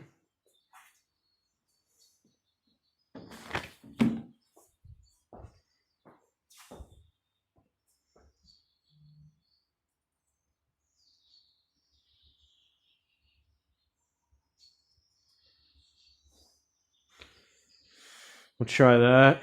16-footer.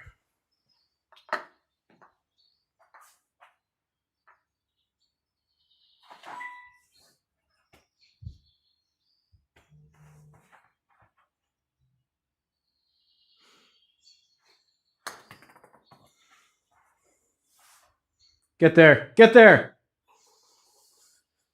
Caw. Finally. Finally got one to go.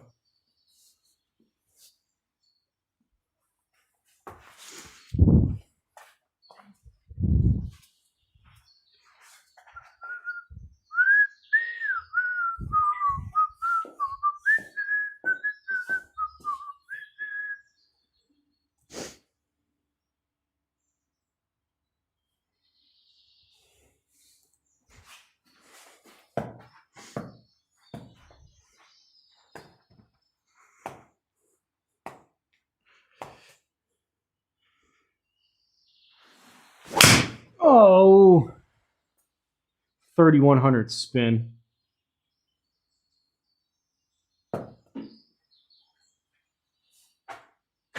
Shape of the ball. Now you hit a square launch monitor, you have different shaped balls. I was saying the shot shape.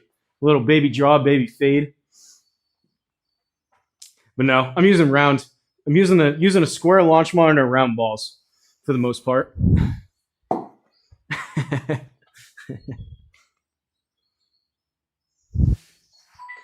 176.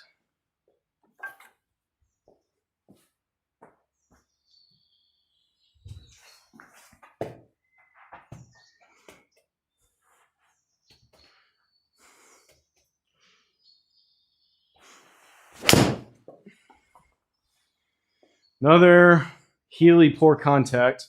Kick left somehow. Left, left. No chip.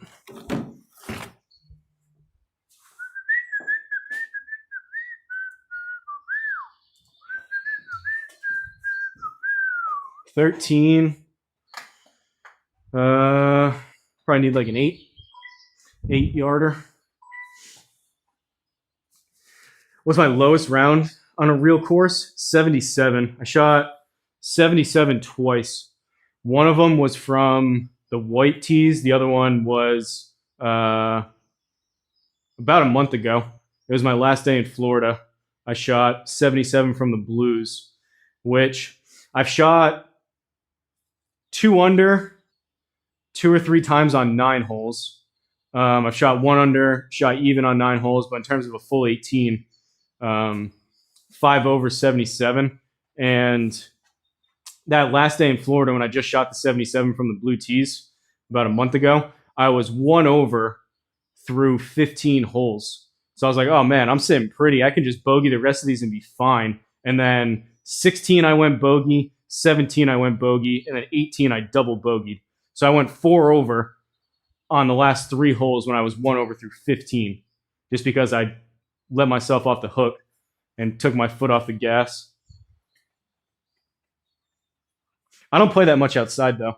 99.9% of my golf is right here. Oh, it's way too much. What am I doing? I did this yesterday, too. That's like double what I wanted. I needed 8. I hit it 14.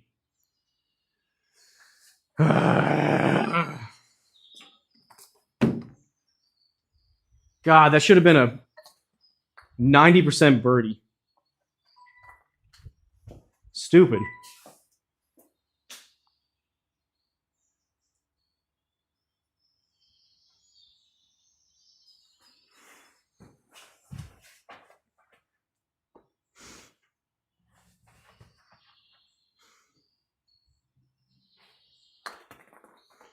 Pulled it a touch. All right. Made up for it. Real golf is gross. I mean, the sim, I've talked about it a bunch, but I think people think I'm crazy when I say it. 9 times out of 10, I'd rather just play in here. Between scheduling a tee time, the weather, the money, driving possibly half an hour for the most part for the courses I usually play. Half an hour there. You get there half an hour early, set everything up. Takes you 4 hours. You got to break everything back down, drive back home. I don't know. Like, I know I play slow by doing this and like talking to you guys, but like if I just like cruise through around, I could play 18 holes in 30, 40 minutes, and that's not even like rushing versus no additional cost. I know there's money into this, but it's just a lot of really nice things. Obviously, it's not real golf, but not to mention actual golf is stupid expensive. Yeah, so you basically asked that, Jessica, as soon as I was saying that, which sounds crazy. I know there's no real comparison, but yeah, like 9 times out of 10, if you ask me, like, hey, do you want to, like, one of my buddies asked, like, hey, you want to play golf? I would say, yeah, just come over. Like, I don't know. I do it. I usually in the summertime I play with my uncle Tony. We play once a week. That's about it. In the summertime, once or twice a week for the most part, and most weeks are only once. But like this is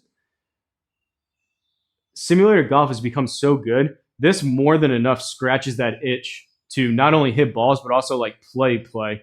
It's not all the way there, but like if you have that itch to go play golf, like this gets it done. It's not real golf is better. There's a lot of good things about it. It's just different. There's good things about both. Good things and bad things about both. It's just a little different, in my opinion.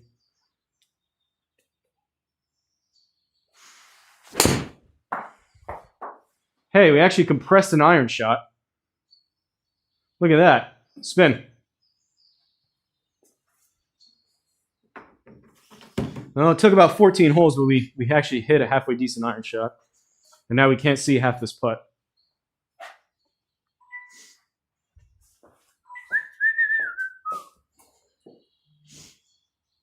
Jessica Johnson, though, believe it or not, the courses stay open around here.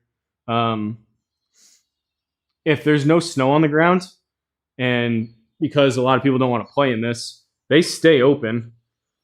Setup is cool, man. Appreciate it, Mr. 420 Plenty. Appreciate you stopping in, stumbling across it. If you have any questions, let me know. Yeah, Jessica, the courses stay open, so they want to try to get as much money as they can. This is the slow season for them. The summer times are packed. It's kind of tough to get tee times, but as long as there's not snow on the ground, you're not going to destroy the course. They'll let you go play. Want to be very pleasant. Right now it is 39 in the garage, so I don't know what it is outside, but I could go play. It's just I'd rather do this. 8-footer. This thing's going to be slippery. I don't even know if that's enough. Downhill breaks more.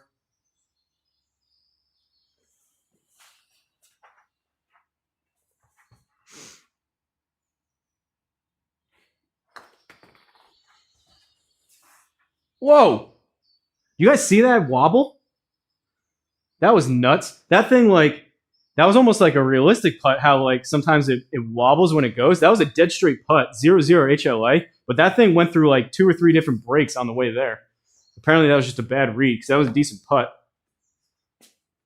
All right. We got to get going here. 4 under through 15. We got to go, like, birdie to finish this. Mr. 420, though, if you're wondering, I said it at the beginning, the real quick rundown. The software is called GSPro. My launch monitor that I'm using is called the Square Golf Launch Monitor, and everything's running on a gaming computer. And I can hit everything from driver, which you will see. Hopefully it's a decent one, but hit everything from driver down to putter.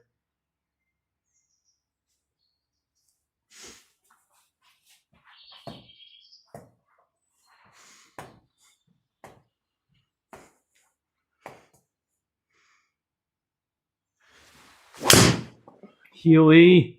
God. Hit another one off the heel. It's probably in the deep rough, too. Kick left. Left. All right. Driver's powered by flannel. Looks so cool. I'd be calling it sick for a lot from work. Yeah, it's pretty. I mean, I have stuff cropped kind of tight, so you only see kind of what I want to see. But the software is awesome. This launch monitor, there's launch monitors like what the pros use, $20,000. This thing is $700. So I think I was saying at the beginning too, there's people out there that have 15, 20, 30, even $50,000 setups. All things considered, I'm probably at about 2,500, 3,000 for everything, which is a lot more affordable than you would think, as long as you have room. Do you need a dedicated room? Yes and no. So the biggest thing is you need 10-foot ceilings. That's the general rule of thumb. I don't know. Yeah, it's really not that bad. People get away with like 8 feet, 8.5 if you're on the shorter side. But really, general rule of thumb is 10-foot ceilings. So I'm in my garage. It has 10-foot ceilings, which they call it indoor swing syndrome. So when you're swinging driver, right, or a longer club, you don't want to have in the back of your head the feeling like you have to kind of like pull your club down because you're afraid to hit something. So really you want, and a good, I guess, general gauge, my screen right here is 10 feet by 10 feet. So it's 10 feet tall and 10 feet wide. If you have about that kind of general area, usually most people are in the garage, you can get it to work. But the ceiling height, that's the most important, so you can swing all your clubs.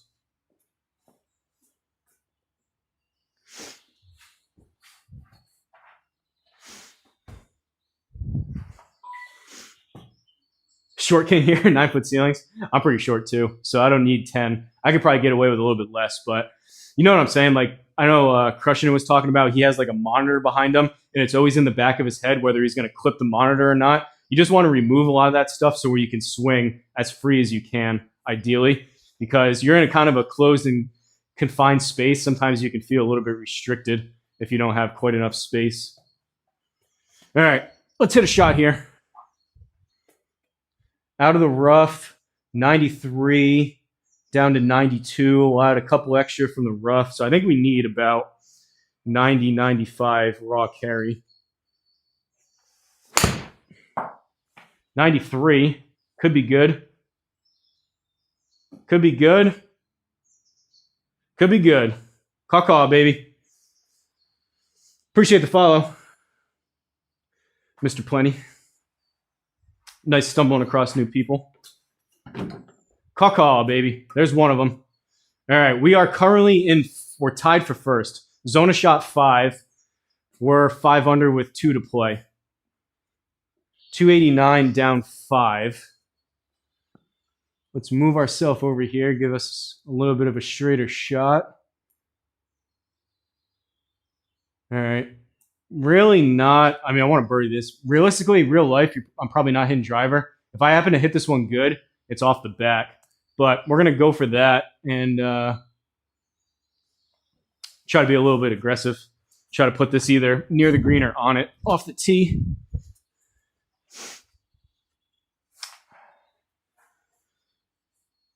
Want to smash the light fixture? I had an indoor swing for 24 hours.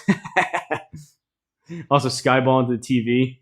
Not the best person to ask. That's one thing if you watch my buddy TK play in here the other day, that was Friday. I just didn't want him to hit driver because really I don't have adequate ceiling protection. Really, the only thing that could go wrong in terms of my setup is if I haven't, luckily, knock on wood, I may do one, but I haven't hit a skyball in probably like 2 years. So I feel pretty comfortable I'm not going to do it. However, people that don't play as much, if they're taking full swings with driver and they happen to sky it, we lost connection. Everything is 100%. They call it like force realistic. Okay.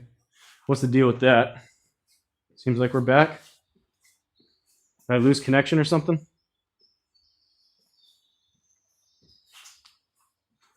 But I mean, I guess in terms of difficulty, it's like 100%. So it's not like there's no like sliders. You can do it if you have like younger friends and family and you want like the ball to go 250 straight every time. You can do that. But in terms of what I'm playing, this is all 100%. So the balls that I'm using here, I'll show you a Pix ball. They're basically the same thing.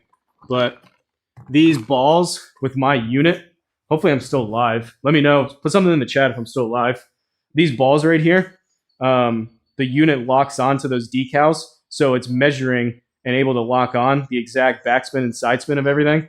And it picks up all these data tiles that you can see on the right. The main one that I look at is the raw carry right here. So that means at sea level with like a perfectly flat shot, that raw carry is what we base everything on. Had a glitch, we're good now. I wonder what that is. Internet dropping out or something? I wonder if they may have restarted the stream. Hopefully, Mr. Plenty finds his way back in. Anyways, long way of saying, I don't have any kind of like forgiveness or anything on. So the raw carry is what I look at. That's if you're at a dead flat range, no elevation, no wind. That's how far the ball would go. And then the carry in the game, that takes into account. So here, for example, this one, we don't have any wind on. That's just how this tournament was set up, but it's down 5 yards and we're at like 800 feet of elevation. So that game carry is going to take into account if you're hitting out of the rough or the deep rough, uphill, downhill, all that kind of stuff. But hopefully that kind of explains it.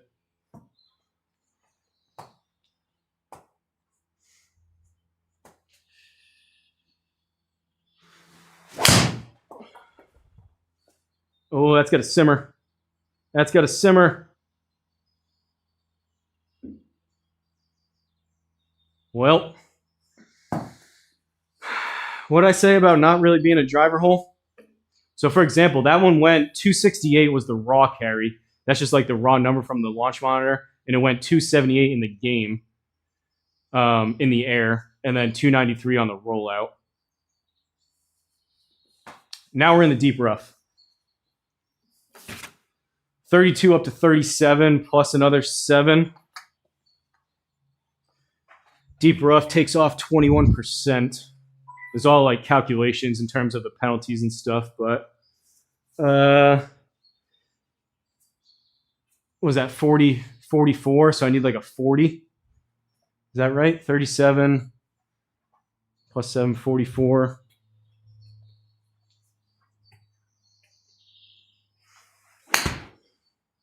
$45, maybe. No spin out of the deep rough. 40 would have been good.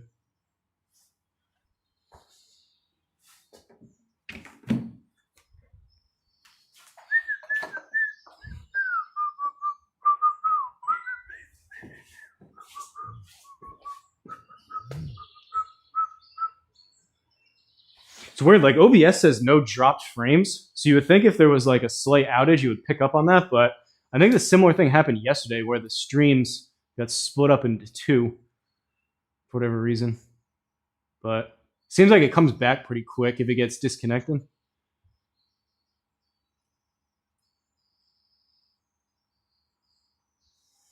All right, we'll try that. That may be a little bit too much, but at least give it a chance. Basically 19 down to 16.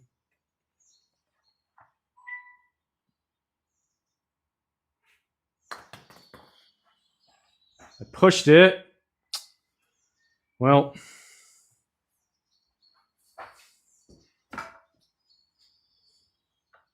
may do. What time is it?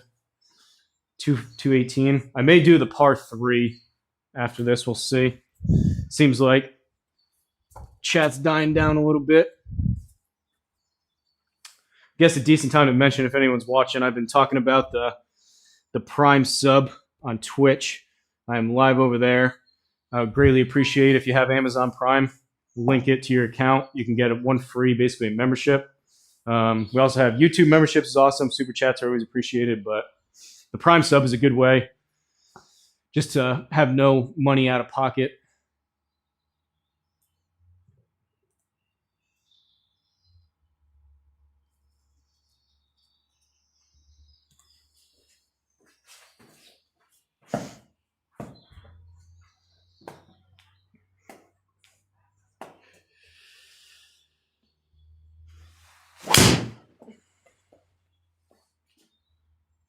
Another overdraw into the deep.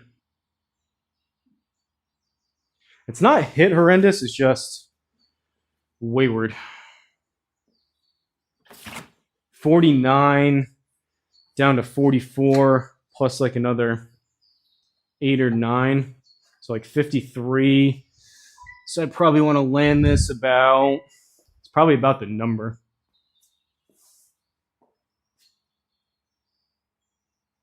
Probably looking for about 49 out of here.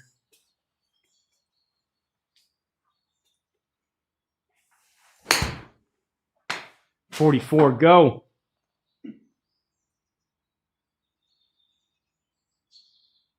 Let's go. Gave it to us. Caw. First place, 6 under.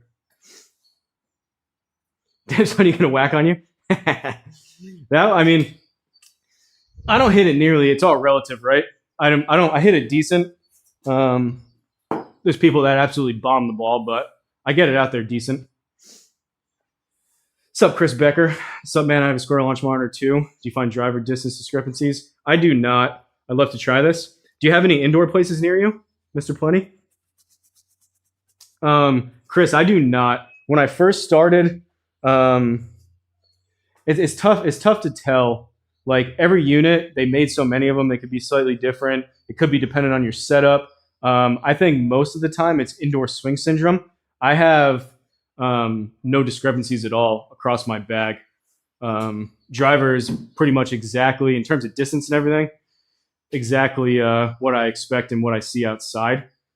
So I would say you could try a couple different things. The brutal truth, unfortunately, is most likely it's probably indoor swing syndrome, meaning either you're not swinging as quick or hitting it as hard because you're in a confined space, or kind of some of the humbling part at the beginning, which I went through for a while, even in the backyard with the Garmin, which had its fair amount of actual discrepancies, but kind of a realization where you're going from outside to playing indoors and saying, okay, my 9-iron goes 150, or pick a number. My 9-iron goes 150, which is maybe true on your really good ones outside, but like indoors, that's probably not your average. Maybe your average is closer to 135, 140, for an example.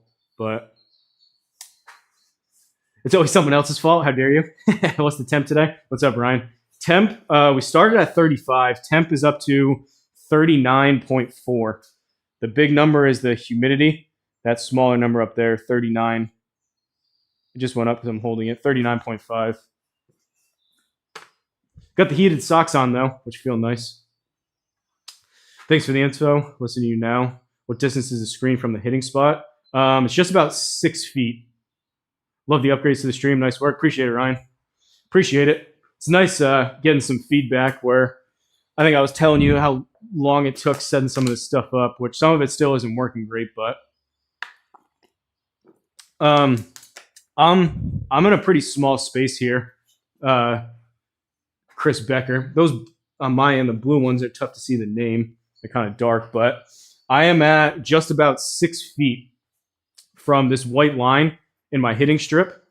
I'm at just about 6 feet from here to the front of the screen. So I hit from a couple inches in front. It's basically just enough to where I can clear this with a couple inches without hitting the screen. That's how I set it up. But I have like a light over here. There's the door opener there. I couldn't go any further back, unfortunately. Otherwise, that even here, that's if I really go back here, that's pretty close. That's about the same distance to the garage opener than it is right there. But like if I stand here, like I'm touching it. So take a look at the stats, and then we'll try to get through the par 3. And do I want to do that, or should I do the ladder? Irons haven't been very good. 6 par or 12 par, 6 birdies, 313 longest drive, 291 average. Firm fairways though, so ball speed 155, 157, 80 feet of putting, 26 putts, hour and 20 minutes. That was a long one, but I enjoy going back and forth. You guys have good questions and whatnot. I like talking about this stuff. So 15 out of 18 greens regulation. I don't feel like my irons were good enough to be that, but so be it. 4 out of 14 fairways, kind of the average, but I err on the side of bomb and gouge.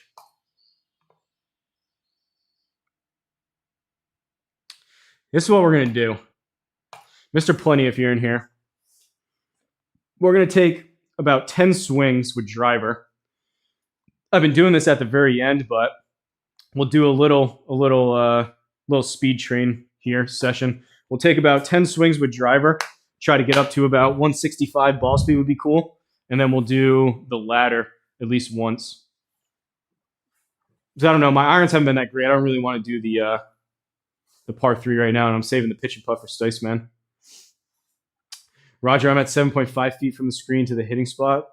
So maybe that was it. Awesome, great content. Appreciate it. Appreciate you stopping in. Appreciate the kind words. No, so that's the cool thing about these, whether it's a square or a Skytrack or a GC3 or a Unicore, these camera-based units that are right here, kind of in front of you, all you need is enough space to swing the club. So that's not it. One thing that I have, driver, I was just having issues with. Sometimes I would hit the ball when I first got the square and it wouldn't register. So I have my DIY shank tank, which is I have a video on it, but it's a milk crate with plexiglass in the front, a stone paver on top. But I basically have the square inside of that, and it's on a board, which is about 3/4 of an inch, almost an inch thick. I have it raised up a little bit. Some people at the beginning recommended doing that and got better results in terms of not accurate readings, but in terms of no like misreads or no reads. You could try that. It's tough. I wish there was like just general rule of thumb, like, okay, check this, check this, check this. But I've had almost next to no issues with mine. I think it's really, really good. So it's tough saying what exactly could be causing. How big of a discrepancy are we talking? Raised unit is an accuracy improvement. You think so? I've been doing it for so long, honestly, I don't even know. I do know when I first got it, though, I was using, I don't know if they changed stuff, but I was using a little bit of that boost in the Square software just at the very beginning. Whether that was I wasn't swinging as hard inside or my irons weren't going as far, I ended up eventually turned it off. But you see someone like Joe Legowski who does a head-to-head test with like the Square and a GC3, and the numbers are like identical. So if he's not using any kind of boost, then I don't think most of us need to either, unless you're in a very abnormal situation where you have like a bad unit or a crazy setup or something. I did it when I got it after a couple months. All right. Let's see if we can get 165.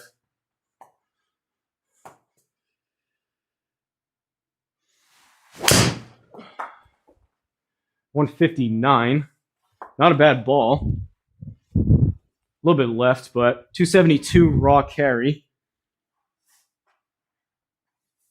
Indoor swing is so legit, and so is not knowing your numbers. Yeah, I think that's probably most of it.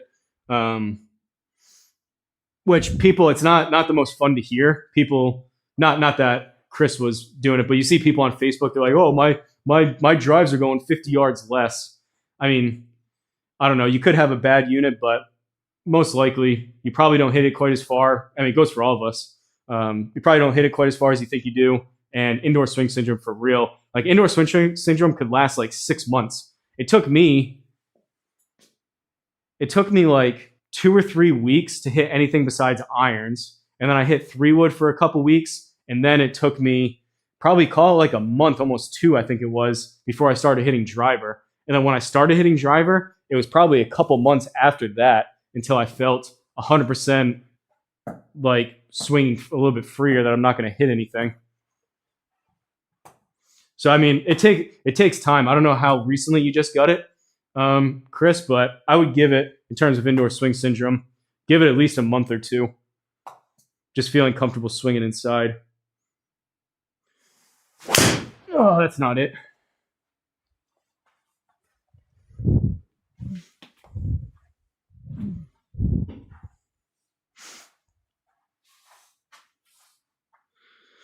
Driver seems way low. Could just be me. All the other clubs are right on the money. Guess I don't hit it 270. Yeah, I don't know. Again, I don't want to. I was right. I had the same issue. I'm not trying to rag on you or anything. I know you're asking a genuine question, but I've seen a bunch of people over the past. I've had this a little over a year. You see, like Facebook, how people are saying, "Oh, well, I'm going to return it because it doesn't. My clubs don't go that far." But you got to figure at least if all your other clubs are right on the money, driver's probably pretty good. In terms of the accuracy, it's probably right there with it. It's just either you're swinging side or you're letting up on it a little bit, that kind of thing. I would give it a little more time, like I'm saying, get comfortable swinging inside, like you're not going to break anything. And then one of these days over the next like maybe couple weeks, say like, okay, I'm going to like swing pretty hard at this and see how far it goes. And I would be willing to bet that will solve a lot of it. Another big, same thing with like getting a launch monitor. Another big humbling thing was when I got my Garmin GPS watch, where same thing outside. Same thing outside. You think you hit it a certain way, but then when you see the GPS number actually show up on your watch, you say, wow, that was like 30 yards less than what I thought it was. It's just deceiving outside because if you hit a certain club to like, say, 150-yard green and you hit it 20 yards less, but you're on the front side of the green, you say, okay, that's a good shot. But you actually didn't hit it that, and you're actually 20 yards short. You know what I mean? So it's kind of a little bit deceiving outside. It did stop me from buying a bunch of stuff to hit it further. Glad it seems that it's me, not the unit or indoor swing syndrome. Yeah, well, I mean, not you, like, it's not like a you problem, but yeah, it's probably just the way you're swinging it, which indoor swing syndrome, I mean, it's a proper name for it. It's definitely a thing. And even it still creeps in here too. Sometimes I catch this back here, and then for the next like 10, 15 minutes, that's in the corner of my, like in the back of my head saying, I don't want to hit this again. So you start manipulating your swing a little bit, whether your ceiling's a little too low or anything around you. You start subconsciously accounting for that.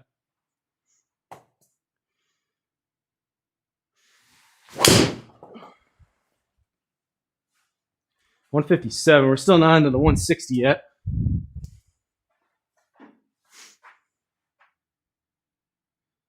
Yeah, it's a good point, Glitchy Golf. Good news is you can fix you and you can't fix the unit. Yeah, I don't think if it's all spot on with your irons, and you probably feel more comfortable hitting your irons, I don't think it's the unit. But it could be. It's worth a driver. You could try raising it up, like I said. Just put like an inch, either a book or a board, and just raise the unit up a little bit.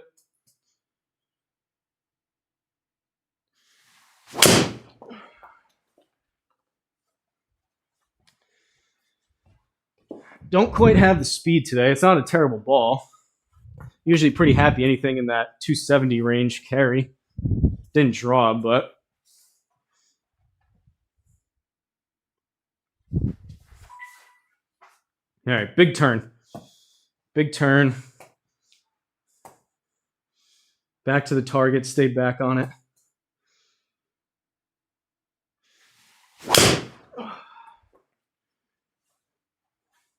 Toey.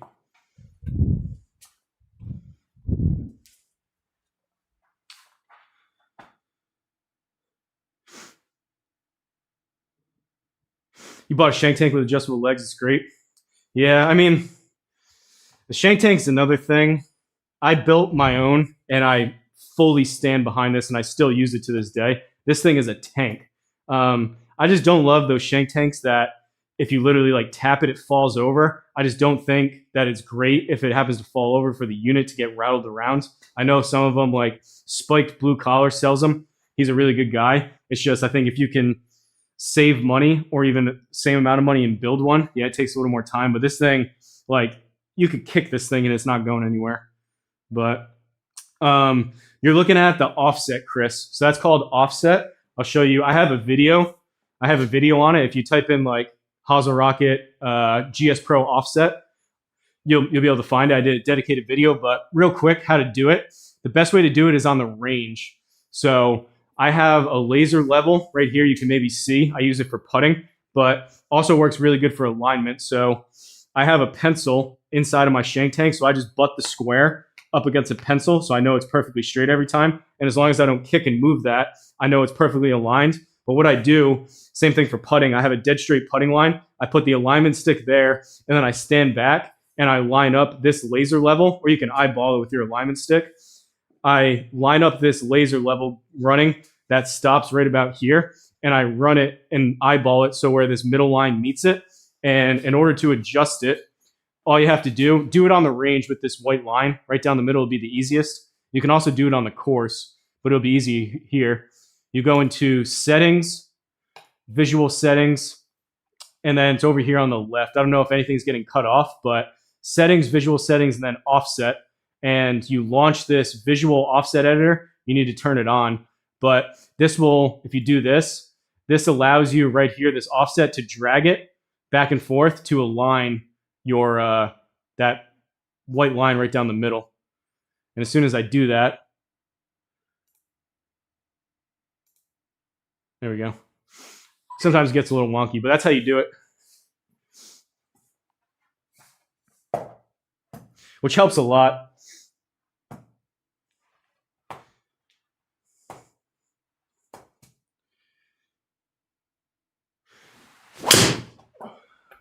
All right, there we go.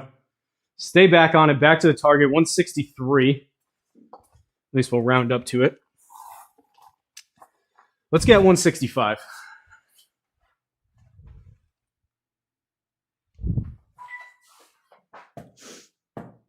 For example, though, I know we were talking about the indoor swing syndrome and whatnot, and I've done some speed training, but when I first started playing, I was in like the 140s ball speed, like even sometimes high 130s.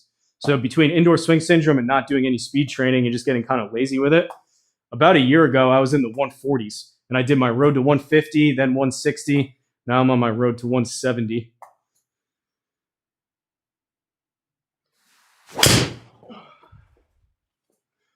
$160 on the dot.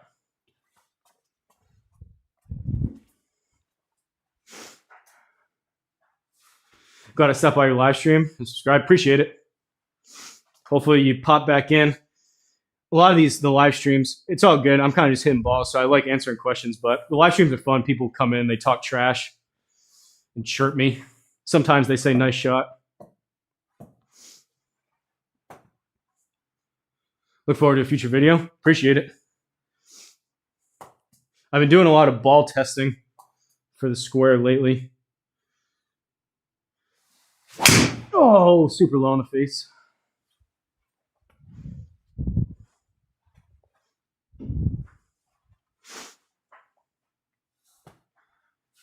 I gotta take my ball speed off the stream. Old lady with the driver. You can change your tiles if you want, but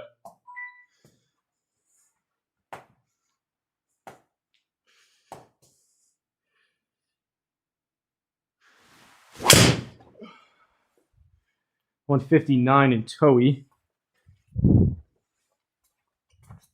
I feel like I'm swinging it. These are just off-center contact. I feel like I'm swinging it quick enough to get 165 out of these. I just gotta square it up.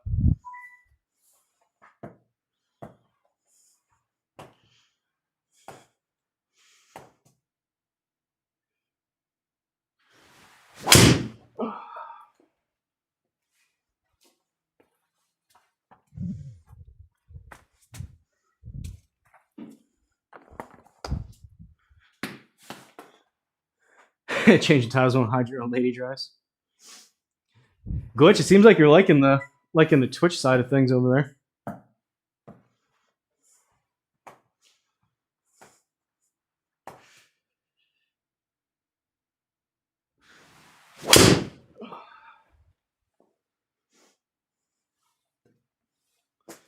Yeah, I think we do the ladder. That was a good launch on that one. 275 baby draw. I don't know if we're getting 165.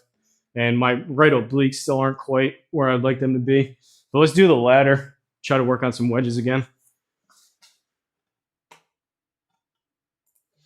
This is really nice.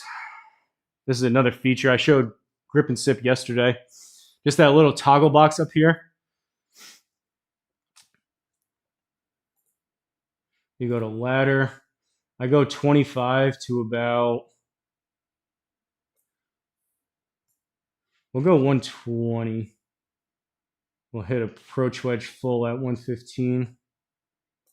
We'll go there. Attempts per level 3, needed 1, 5-yard increments, 10%, down a level total. Here we go.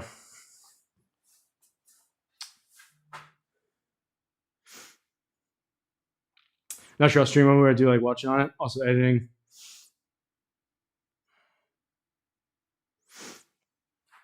Yeah, I figured. I think you said use Streamlabs. I have to do all this through OBS, and it's honestly, I'm like halfway decent at some of this stuff, but figuring all this stuff out over these past 3-4 days, it's been a lot. Like, I don't know if I could necessarily walk through all the steps. And if you're the kind of person, not just you, but anyone, kind of person where you're not super tech savvy in terms of OBS and you kind of just get stuff to work, I don't know if I necessarily recommend it. There's a lot of extra stuff that needs to get set up and know how to turn on and off. And stuff stops working. You got to problem solve to figure out why something was working 5 minutes ago and now it's not, kind of thing. 20 yards.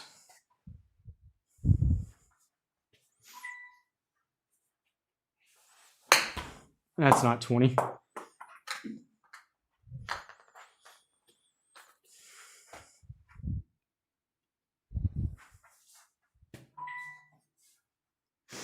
Street Lives of Twitch are best friends.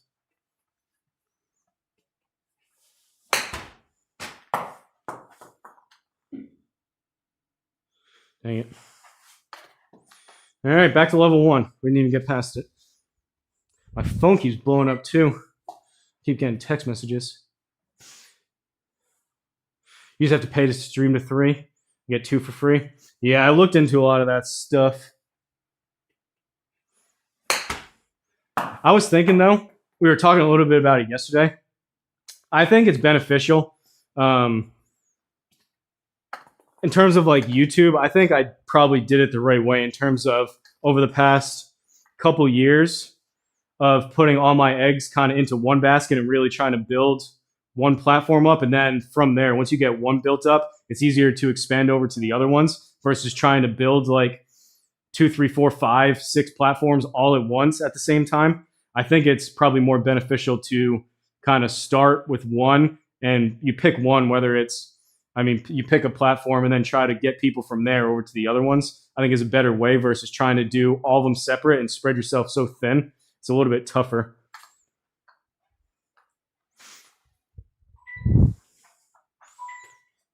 $25. $25.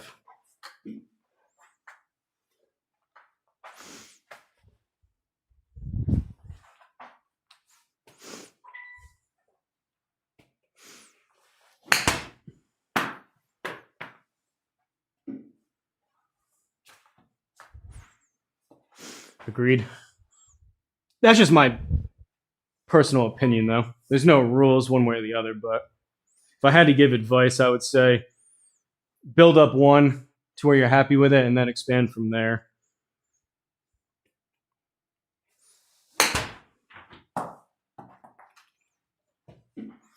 That had a ton of spin on it.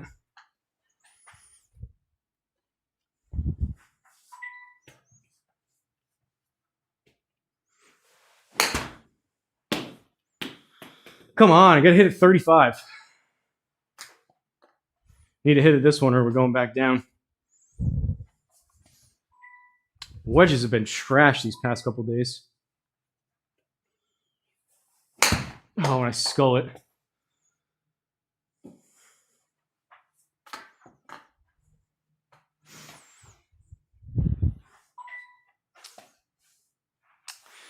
Also feel like we're creating an audience. Some golf's getting bigger in the outside world over the past 2-3 years. All been informative-based content.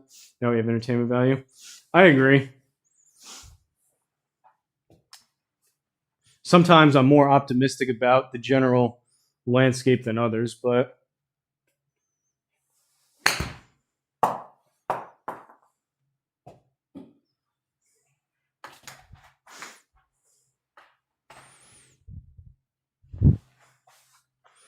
$35. 42. 35.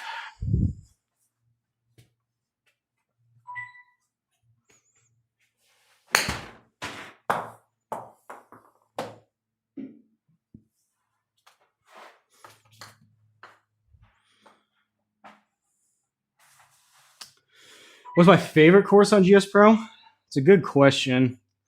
Honestly, there's so many good ones. I'm hard pressed to pick one. I always say Seadrum, who's a designer, kind enough to build my quote unquote home course. So I always put that up there, which is Exeter Country Club. You guys wouldn't care about it, and he built it really quick, so it's not a ton to look at. But obviously, for me personally, that would be up there. I think besides that, I would say Gilded Dunes is right up there. That may be my favorite. Run Pud Run and R. Dyer did that. I don't know if Greg McDonald was a part of it or not, but mostly I think Run Pud Run. Gilded Dunes, the one in Dubai, fictional course at night with all the lights in the city skyline. That's easily top 3 for me. You could say that's number 1. I would put Swiss Alpine Valley up there. Greg McDonald did that. That was actually his first ever course. That course is awesome. I mean, after that, like, if those are my 1 and 2, it's tough. Like, you could put any course in there. Just personal preference with like 3 through 10. I also think a lot of people on use camera and a mic and use with flow us to prosperity. I also think a lot of people think, oh yeah, I Discord blown up. Judd bought more clubs. Judd is a madman. I agree, Gucci Golf. I mean, it takes. We were talking about that yesterday, right? It takes a lot longer than you think. So is that what it was? It was.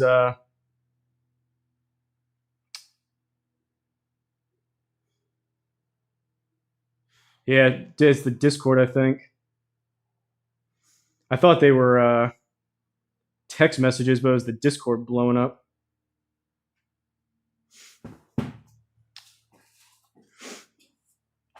Yeah, I agree, Gucci Golf. It's not as easy as just like, oh, well, I'm gonna play anyways. It depends what you want out of it, right? Like, it's one thing if you say like, I don't really care if I get subscribers or not. I'm gonna play golf anyways and just put it up. That's one thing. If you're going into it saying like, I want to get to 1,000 and like 4,000 watch hours and start making money off of it, where you're actually trying to do it more kind of, I guess, business oriented, it's tough, man, and it takes a lot more time than you think it would. So I agree. It's not just as simple as just putting stuff up there, because there's a lot of things that you need.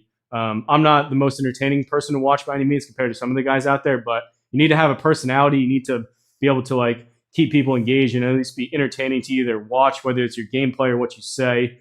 Your setup has something to do with it if it's visually appealing. And then after that, really, you do need a mic and a camera, but there's a lot more besides that.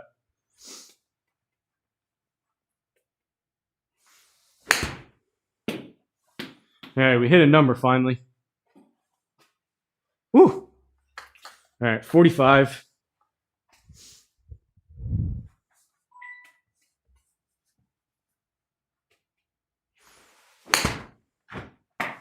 $47, that should work.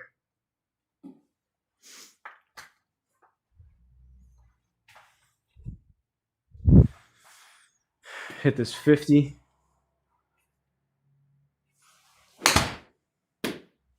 $53 should be fine.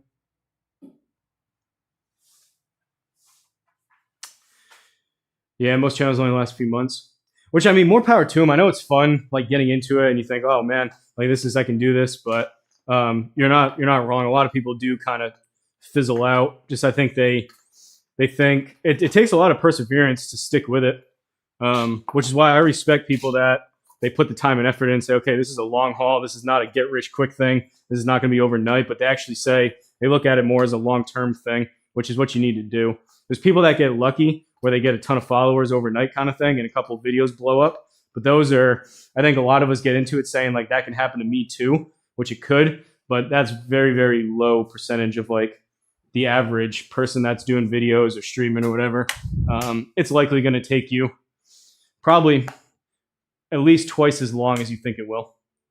Meaning like if you think, all right, I'm going to get 1,000 subscribers in a year, it'll probably take you 2 or 3 years realistically. It doesn't have to, but that's been my experience and what I've seen from other people. Goals are all productive based. I'm going to put in the work on the video side. Yeah, I'm not big on editing. We were talking about that, but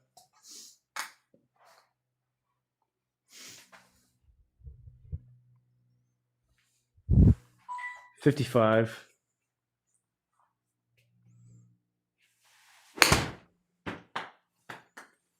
57. All right. We're getting a little bit closer on some of these numbers. Hit the 60.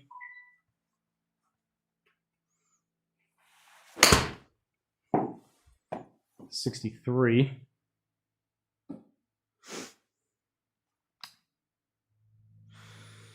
Three pieces of content per week, 2 streams and a video. Hey, if you can keep up with it, it's not a bad goal. The streams are easy, which I think they gravitate towards because obviously no editing. You can kind of just start and have it go. But it's tough building an audience that way. The videos are what bring in the new people. It seems like the streams are more so for kind of your subscribers that you already have. It's kind of rare. For the most part, I would say 95% of the people that are saying stuff in here, like you guys, you've already found the channel once. It's a lot of recurring people versus like, I think if you do a well done video or a short kind of stuff, it gets it out there to a lot more, a wider audience of new people.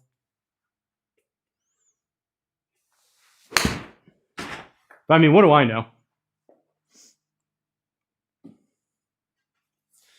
All right, 56 time. Gotta hit this 70.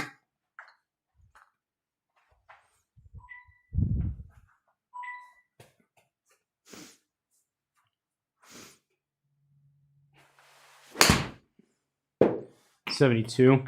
I've done everything though. I've done literally 7 videos a week kind of thing for a decent amount of time. I've done 4 videos, 5 videos, 3 videos. Lately, I've been doing 2, Monday and Friday, but different stuff works for different people. At the end of the day, if you put out stuff that no one wants to watch, no matter how often you do it, no one's going to want to watch it. So.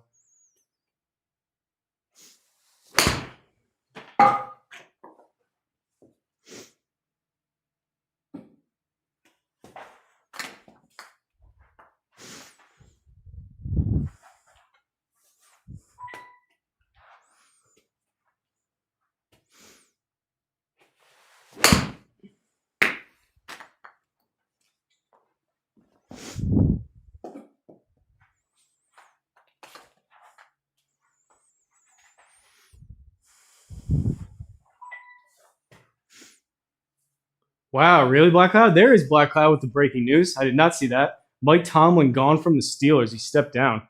Huh. That's interesting. They were saying last night, I was watching, Ryan Clark was on at the end, and he was saying if it happens to be Mike Tomlin's last game, I know he played for the Steelers, but he was talking about kind of his thoughts about if that was Mike Tomlin's last game, Aaron Rodgers' last game. One of the things that he said, same thing, Harbaugh with the Ravens, rather. Harbaugh with the Ravens and Tomlin with the Steelers were the 2 longest tenured coaches. So he was like, no matter what, if they both happen to be out, they will be the top candidates. They will get a job in 2 seconds with another team. And he was drawing the comparison to Andy Reid with the Eagles, how he had some success there and then kind of reinvented himself going to the Chiefs now with Patrick Mahomes. It'll be the same thing with Tomlin and Harbaugh. But that's there was rumblings of that. To me, based on him stepping down, that means that they had a conversation and they were probably going to go. That's kind of what Belichick did too. They probably had he had a conversation with ownership, and basically the ownership told him, hey, we're going to move on, but we're going to let you kind of the dignity move of it because you did so much for the franchise. We're going to let you step down, but I don't know. Obviously, he probably would have rather stayed with the Steelers. I don't know if that was 100% his decision, but one of the best coaches in the league for sure. Making good content, not finding the audience. Content's just not good enough. I grind for a year at least. I can say the effort-based failure. Yeah, I mean, it's tough, Gucci Golf. I wish I could tell you one way or the other, but all you can do is just focus on what you can control, make and put out the best stuff that you can, and hope that people find it. It gets demoralizing, though, when you put a ton of time and effort into something and it gets 10 views, which I get. But you got to kind of control what you can control and go from there and just be okay with it, either doing well or not doing well, and enjoy, I guess, the process of doing it the best that you can.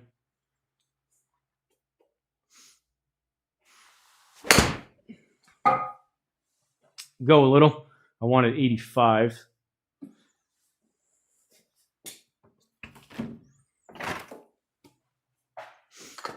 But I always say, in terms of YouTube, I always say, like, I was out in the backyard doing a ton of videos for about 2 years before it seemed like anyone even noticed what I was doing. There was a couple people, loyal people that were, Black Cloud, one of them that was there from earlier on. Uneven Par was there, Boogeyman Bill, a lot of people that had the garment back in the day, but it's only been over the past 6, 8, 12 months or so that the channel started to take off just a little bit. I'm still a very small channel in the grand scheme, but love being a content creator, so goal met. Yeah. As long as you enjoy it, that's the main thing. Because I can guarantee you, even you get to, if you have a certain level picked out in your head, it's going to be same thing about it taking a lot more time than you think. The money is going to be significantly less than what you think it will be. So if you have a certain goal like that, like I always say, all the time and effort that I put into this, I would be significantly, like 10 times better off in terms of monetary and opportunity costs if I just got a part-time job at McDonald's. In terms of all the time and effort, it's not even close. So you got to enjoy it at the end of the day. Ooh, that was supposed to be 90, not 99.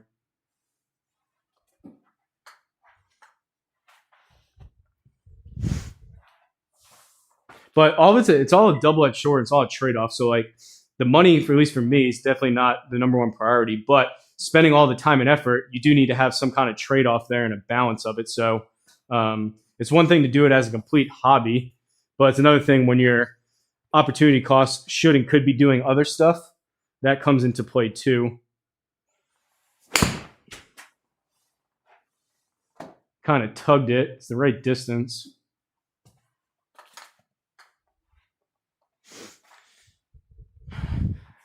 Black Cloud, if you're still here, I think Tomlin and Harbaugh may have new teams by the time the Super Bowl even happens. Whenever they open it up. 95.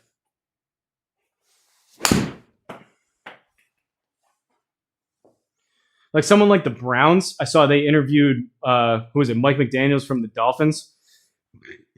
No shade on Mike McDaniels, but if you're interviewing him, you're definitely better off with Tomlin or Harbaugh, I would think.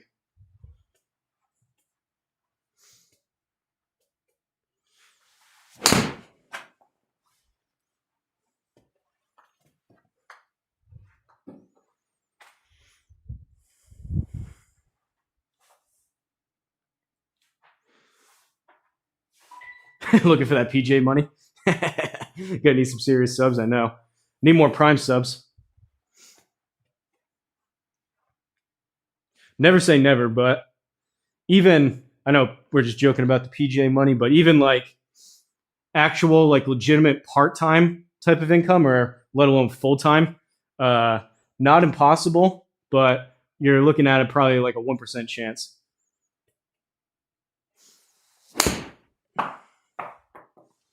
Needed 105.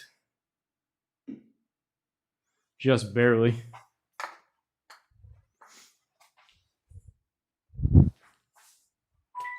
$110. Oh, I scolded it. It's $110 though. Good miss. Good miss. Especially in our niche, yeah. Good luck. Good luck to anyone out there.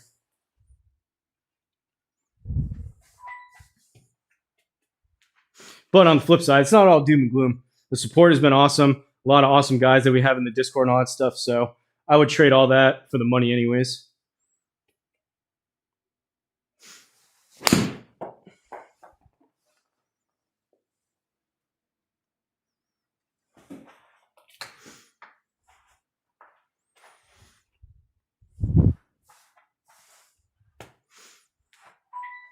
Or I wouldn't trade all that for the money. You know what I was saying. Or I would trade the money for that is basically what I was trying to say.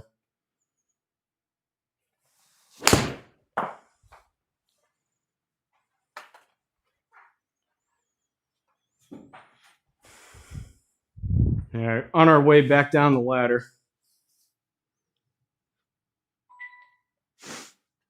If we aren't in the forefront, why bother? Yeah, I know. No, I didn't see it yet, Black Cloud. I'll go look at it as soon as I'm done.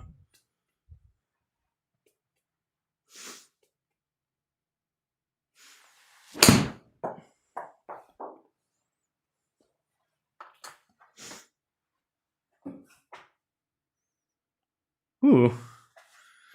Ooh. 105.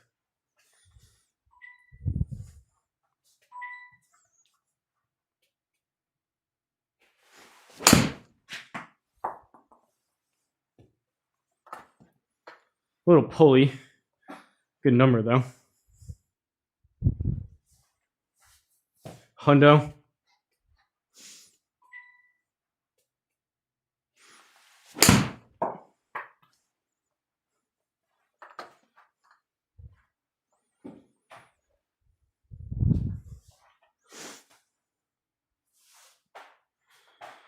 TNT dedicated channel? No, not necessarily.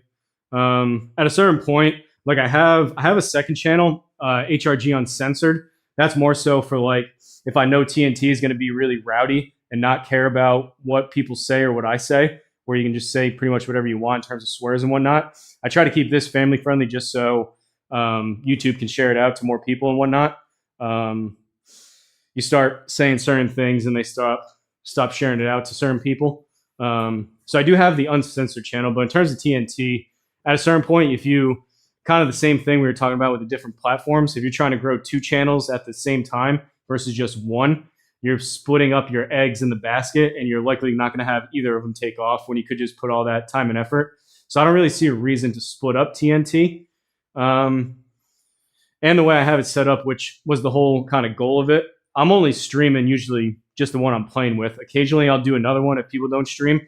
But the whole reason why I want to do it is if people play, then they're able to get something for their channel and stream it themselves. So I kind of like decentralized, I guess you would say, kind of the streaming of it. So it's not like it's TNT, like all has to be on my channel kind of thing, but splitting up TNT on several different channels. Yeah. Well, that's kind of just what you were probably typing that as I was saying it. It's more so I want people, if they're going to spend the time to play and sign up and all that stuff, to be able to get something for their channel if they happen to stream. So if you look, like we have it on 5-6 different channels, but if the people are going to spend the time, like same thing with me, if I'm going to play, I want to stream it. So they're able to do that versus saying like, no, TNT is my thing. And like, if you want to play, you have to be on my channel only. I don't know. Seems kind of greedy when it doesn't need to be like that. But long way of saying no, I haven't really considered that. Which, I mean, selfishly speaking, it would probably be better if I did that and just made everyone play on my channel, but I'm not going to do that. So that probably won't happen.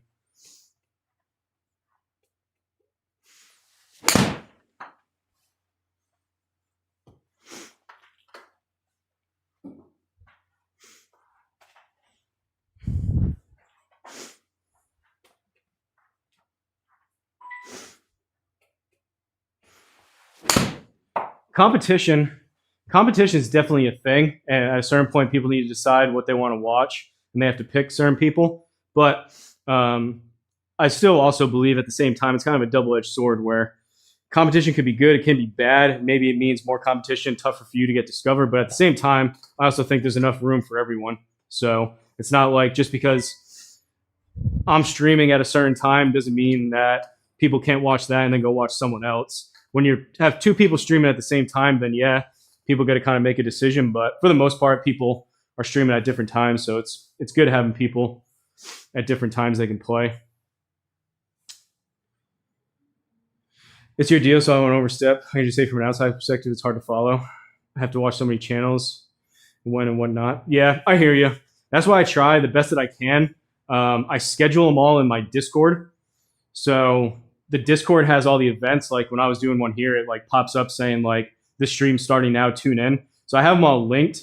I know not everyone's on Discord and it's tough kind of bouncing around different channels, but I don't know necessarily. Maybe I'll think of something, but necessarily a better way to like centralize everything with, like I was saying, have everyone be able to benefit it from it equally kind of thing. The only other option would be like start one channel and then have like 20 people that have like the rights to it, which that just seems like a headache. So I don't know necessarily how that would happen. But really, TNT, yeah, it's in my Discord, and it was because of, I was saying this the other day too, like the TNT, I guess people call it like it's in my Discord and we kind of run it, but like you look at it now, the only reason why TNT happened was because it was a continuation of the Rocket Cup. And the only reason that the Rocket Cup happened was because Flying Fat Kid had the idea to do like a Ryder Cup style thing. So he came to me with that, which is really nice. He could have just done it by himself, which I said a bunch. So he came to me with that. We organized the Rocket Cup, and then Commissioner Craig, that was, I think, the first time he kind of played with us. Really enjoyed it, so he wanted to keep that going. So Craig, for like 6 months, just kept that going, and that turned into TNT. And then now, since then, Frank does all the organizing, and like TNT doesn't happen without other people playing. So like, yeah, it's kind of like under my Discord, but like without all those people a part of it, it just doesn't happen. So it's, I mean, grand scheme, the Rock, like TNT is a lot less about me than it is about everyone else. It takes a village. I agree, Murph. I don't know if I'm just talking nonsense at this point, but it's more for those that are in the game rather than outsiders. If you can think of a template that gives the teams their proper dues. Yeah, I just don't. I don't know. I try to share out the different links the best that I can. I just don't know how you would centralize it. That's why I try to have people join the Discord, so at least they know and they have an easier access to the links. But there's also like, if I'm playing and there's like 3 other groups playing at the same time, I can only stream one of them. So it's also that. But I don't know. I mean, if you have any ideas, I'm open to them. I don't know of a way to accommodate everyone, to have everyone benefit from it, make it more centralized. I don't know. Murph's smart. Maybe Murph has an idea.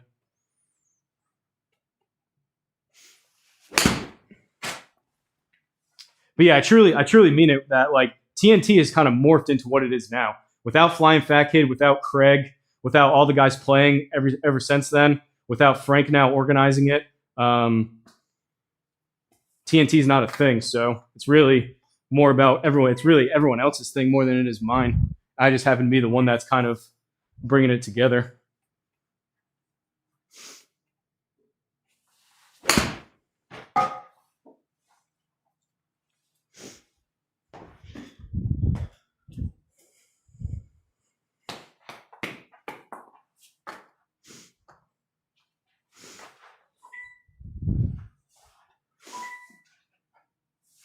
Just think it could be more. I see content potential. Just spitballing. I mean, I hear you. I appreciate the thought. Like I said, if you think of anything, maybe it'll spur some thoughts for me too. I've streamed other stuff. It's just, yeah, I don't know. I'm pretty set on people that spend the time to play, between like organizing, playing, and like putting the name in the hat and spending the time playing. I really believe that they should be able to get something out of it. So maybe it has to be like they still stream it, and then maybe all of them get compiled somewhere else. But then like at that point, you still have 2 streams running at the same time, and likely whatever channel is bigger is going to cannibalize the other views. So like, for example, if you're playing Glitchy Golf and you're streaming it on your channel, but then we have a separate TNT channel that puts them all together, people are just going to watch that, which eliminates the views going to you, which I don't want that to happen either. So it's kind of tough. Maybe what will solve it, I think YouTube is eventually working on like a go live together type of thing, to where you're both live doing the same thing and it pops up on both channels. That would probably be a good thing, but that has to be on the YouTube side, not what we're doing. That would be cool, to where like right now it works with the collabs, where after a video is done or a live stream is done, you can invite someone else, so both channels pop up under the subscribe button. If YouTube's able to figure out the go live together thing, you can do it on your phone with vertical, but as of right now, like with this, if we happen to be playing together and it would be streaming the same thing to both channels, that would work. But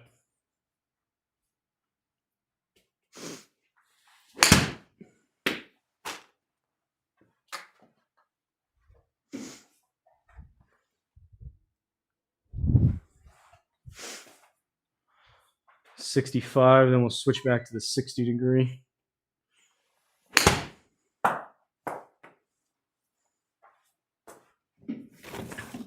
Oh, maybe we won't. I thought that was going to be in. Oh, we need 65, not 60. All right, well, I already grabbed the 60 degrees, so.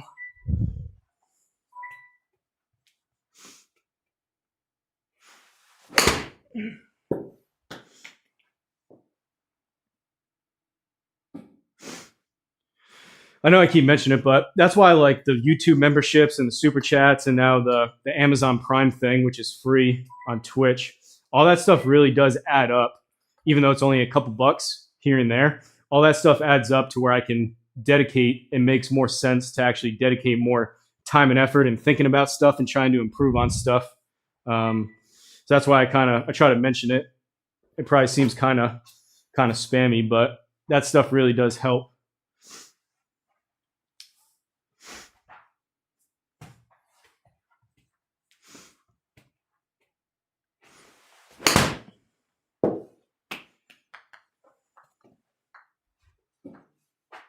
Spin.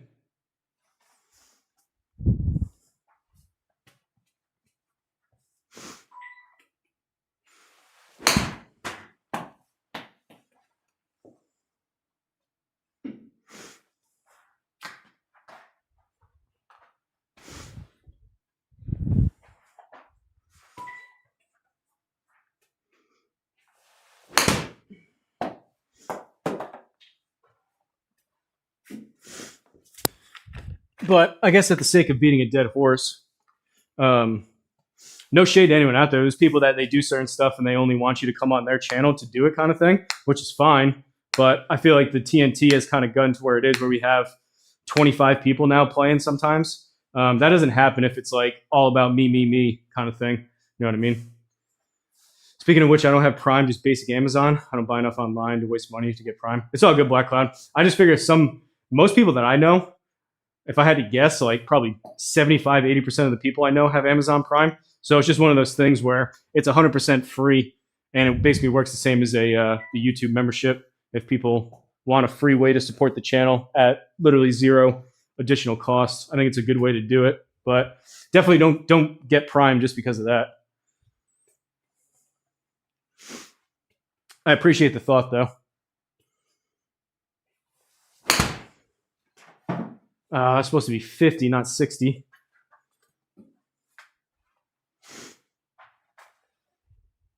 Because I know for me, Whiskey Rich, I have Prime, but I don't like your socks. Come on, Whiskey Rich. If you subscribe to your Prime, if you link your Amazon account to a Twitch, you can just make a free account too if you don't have one under the same email. I put that video. It literally takes 60 seconds. I'll try to find some Hawaiian socks for you if you send me your Prime sub.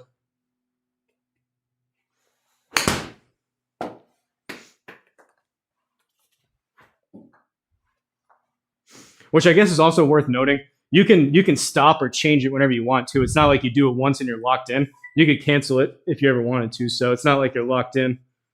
If that removes any possible. Hopefully you don't cancel, but it is an option. It's not like you're permanently stuck with me.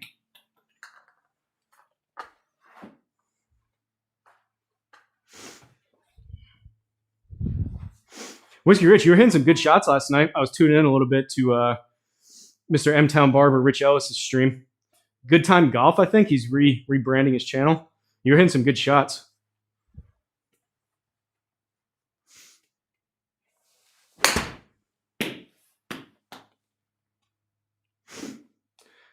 I will say, though, I'll probably call it quits after I finish this ladder. So if you do want to join the Prime, do it now, and you have the cool little thing pop up, and I can thank you while I'm live. The little alert thing will come.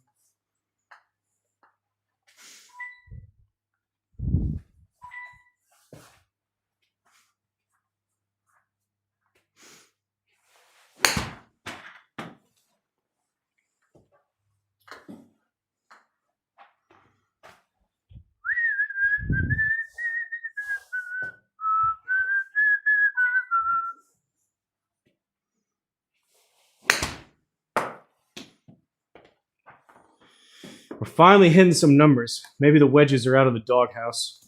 We'll see tomorrow. Those last two were on the money. That one I was trying to hit 35. We hit 35.9. The other one I was trying to hit 40, and I hit it.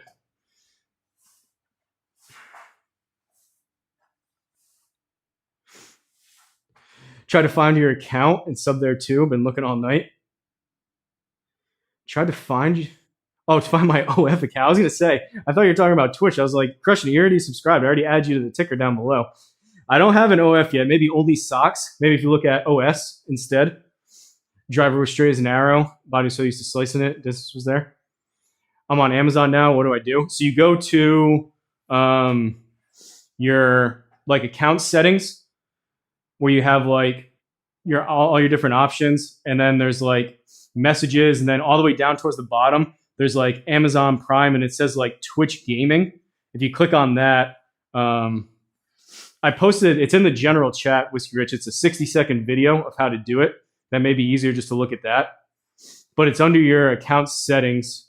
Also, if you have a Twitch account, then you can just there's also you can do the settings in there too, where it says connect to Prime, and all you have to do is sign into your Amazon. So there's two ways to do it. You can either do it through Amazon or through Twitch, assuming you have a Twitch account.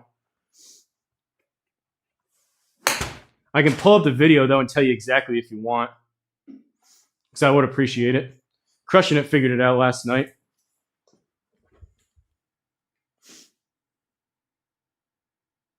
I'll pull it up right now for you, and I'll check my DMs, Black Cloud, while I'm at it.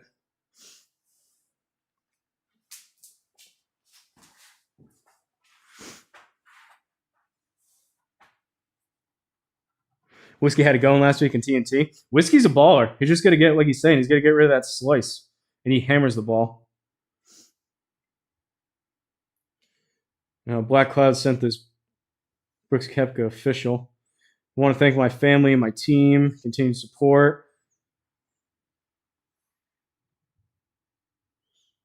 I don't know if I can.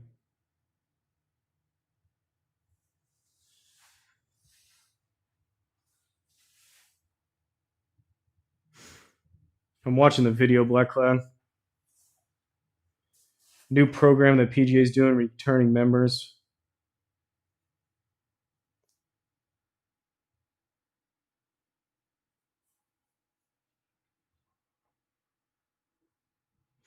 Over 2 years. You have to have won a major.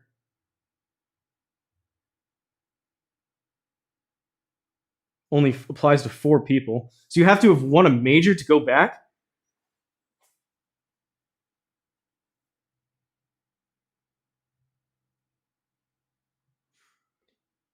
No bonus money in 2026.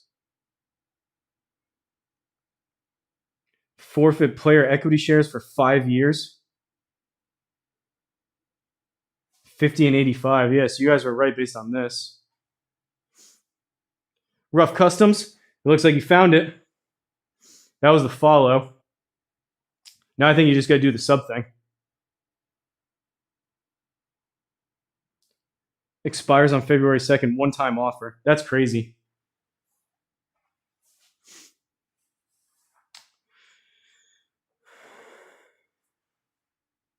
I figured it out, but also figured out that my Prime account is under my wife's email, so I have to set up the Twitch email under her email to get the sub, which is not conducive to the brand. You don't know. You don't have to.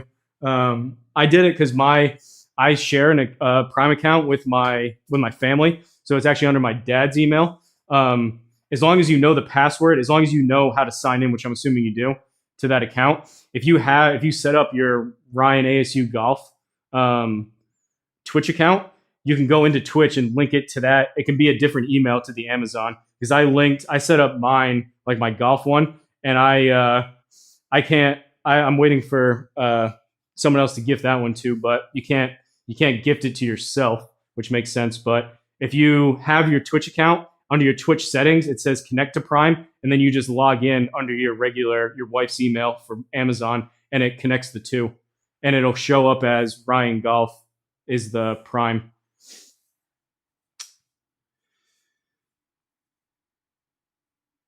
If PGA gets one more of the 3 live guys back, live is toast. Just scroll to the terms and conditions. PGA enforce all the players want to come back till the squeeze job. Yeah, I mean, you got to figure they probably were forced to even do it. They probably didn't even want to let people, but it's my wife's Prime. I still did it because Twitch can be fully different, just linked. Yep, 100%. Whiskey Rich, did you figure out, if you're still in here, did you figure out? It looks like you found the channel and you followed. That's basically like subscribing. I don't know. I didn't get the notification that came through, though. I don't know if you did the Prime thing or not, but maybe he's halfway there.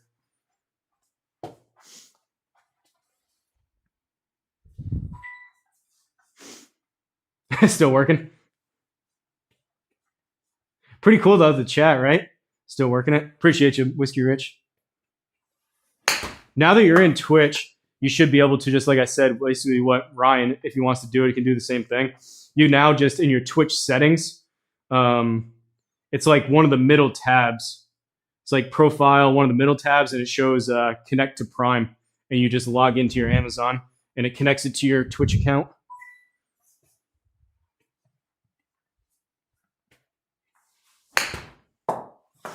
All right, if you guys are doing that, I'll wait a couple minutes just so I can go in.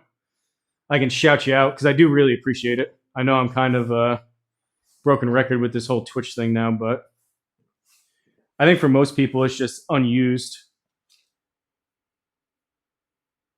Uh-oh. Am I still live? I just got an OBS thing that said disconnected from server. I think I'm going to leave that. Hopefully I'm still live. This is what I'm talking about with all this OBS stuff I'm doing. Trying to do it now. Don't get too big time. Well, don't worry. The only people that are in here from Twitch are Glitchy Golf and Whiskey Rich. He did say, though, the chat goes through quicker. It's just the same thing over there that it is here. Hopefully I'm still live, though. I got an OBS error. That's why some of this stuff that I'm testing, a lot of it can go bad pretty quick.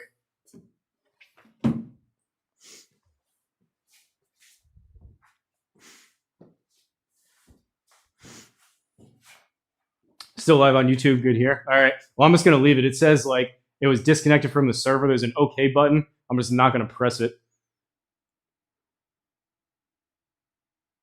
Follow the video and do it later. All right. I appreciate you, Whiskey Rich. I think Ryan may be doing it right now, but we'll wait another couple minutes. Because I set up I won't ruin it, but it's a golfer. Does a little dance.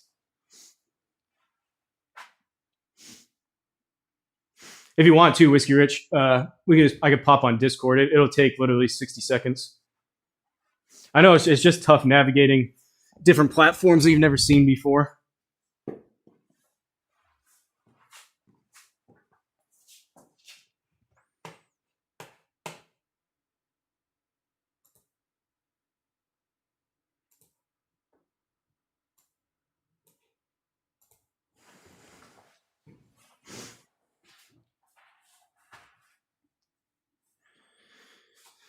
This Amazon account does not have Prime membership, so I have to access Prime benefits. That's what it tells me when I go to connect it. Eating my adult Lunchable. Really? So do you not have Prime then? Figure it out. So like when you order stuff from Amazon, Ryan, do you have like the 2-day shipping kind of stuff or no? Maybe you just have a regular. I think that's what Black Cloud was saying. Maybe you just have like a regular account, not a Prime account. I think Prime, I want to say it's like $150 a year, maybe. But I think it's well worth it. The amount of stuff that I get on Amazon. Otherwise, they charge you shipping every time, and it's slow. From the Prime account we use as a family. Yeah, so I guess if you have the Prime, then it'll just be you'll have to link it to that email, whatever that email is. I know. Sorry, this is kind of like backwards type of stuff, but. I'm hoping most people, they know like their login and it should be simple. Otherwise, I guess don't bother with it. It's not that big of a deal. I think the Twitch Prime it's like a $5 value, but it only comes out I think about half of that, so like $2.50 or $2.25, maybe even less.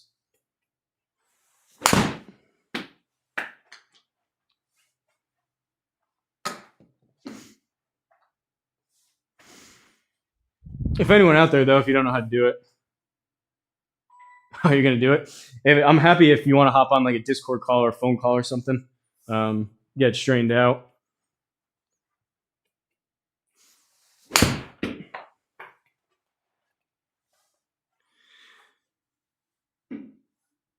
Don't worry about the shout out. Well, I appreciate you. I mean, I'll add you down below too for the Twitch subs, but I figure if you're going to do it, it's cool. You get the little pop-up thing here while I'm live. Just ordered a couple bionic gloves from Prime yesterday. supposed to be a bit more feel. Oh, here's some of that riffraff. We got a spam account in Twitch. Pad reinforced. I don't know. It sounds familiar. I think I know what you're talking about. They have more of the padding. I've never used them. I stick with these. I've been using these now for probably 5+ years. These Finger 10 golf gloves. They're microfiber, so they work awesome in the rain. I don't play a ton in the rain, but when it's sweaty, hot and sweaty out, they work better for that condition as well. And opposed to leather, if they get gross and nasty and they smell, you can just literally toss them in the washing machine, and they're really cheap. I love these gloves.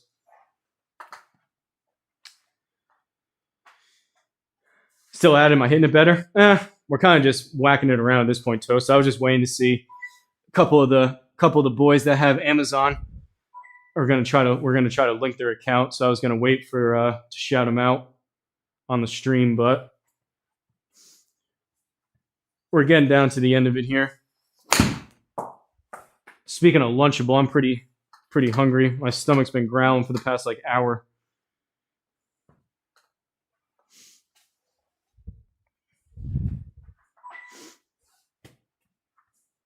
I can almost guarantee though, as soon as I stop going live, Ryan or Whiskey Rich will figure it out within 2 minutes.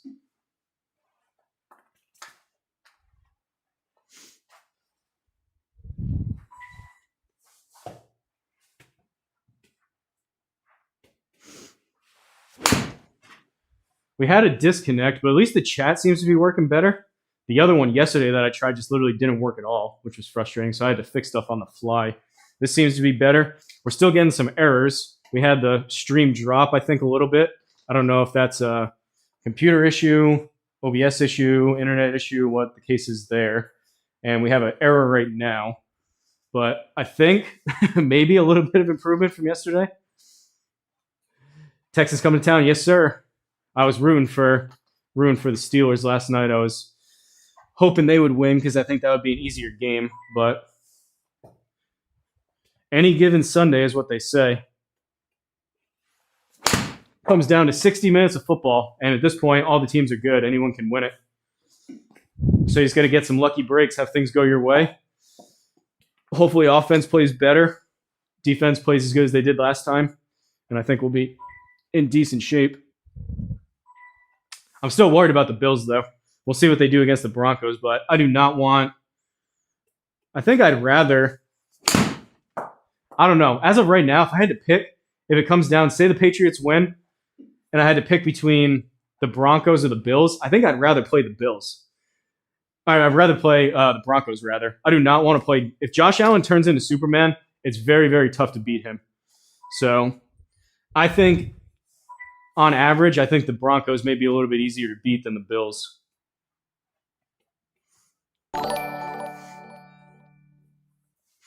Ryan is Seagolf07 just subscribed. Let's go. Appreciate you, Ryan. We figured it out. And that thing actually went through. That's one thing I got to figure out. So that went through. I can see that on my chat. I saw it read out the same thing, and I can see that. For whatever reason, super chats don't go through on my end over here. They go through like that. Technology. You see Phil doing his little, whatever that company was. Phil doing his little dance. Pesky Seahawks.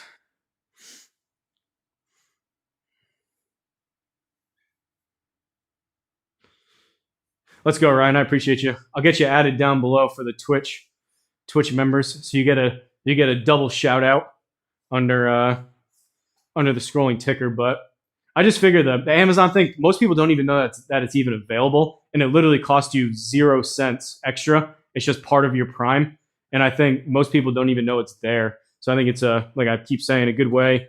If you don't even know it's there and you're not using it, just to if you're so inclined, support the channel literally for free, which is greatly appreciated.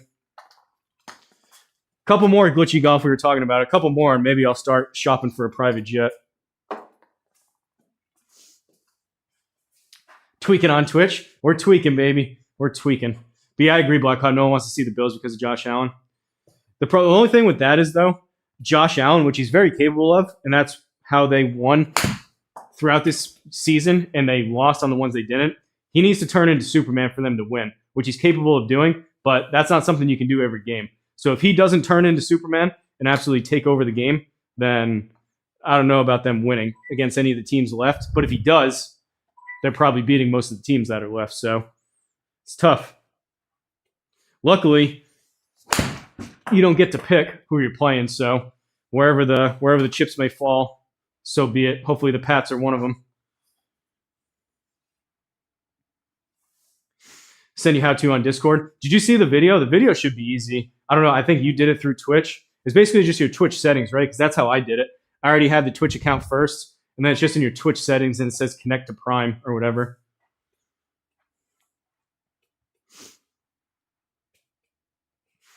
I really appreciate it, though, Ryan. You've been a good addition over here as of late with joining the community. It's been fun. See if K-Rob has Amazon Prime.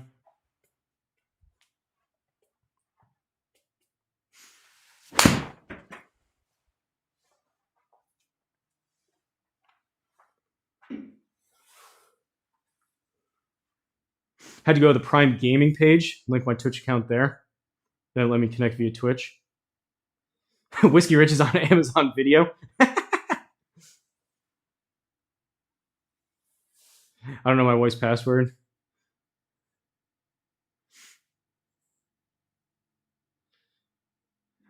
Golf balls automatic driver for indoor simulators and golf driver range teeing machine? What's that, Chris? Is that one of those things that you press and it puts the ball down for you?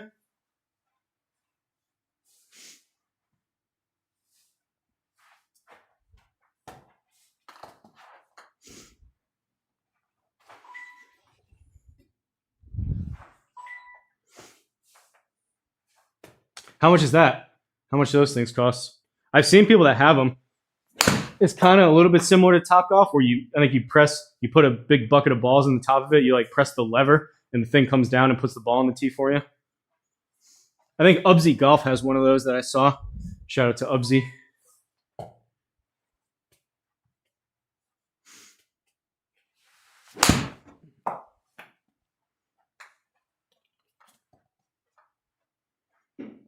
$150. Not bad. I don't know. You think? I guess that's probably similar to like a sim accessory, kind of like a control box. I don't have a control box. There's a really cool software Whiskey Rich showed me called Voice Attack. I use that sometimes instead of a control box, but the control box is around that same thing too. $150 if you use it a ton, I guess. I don't know if I would justify $150 for it, but on a tee, it goes on the ground for a wedge and iron. I have it. It's awesome. Huh.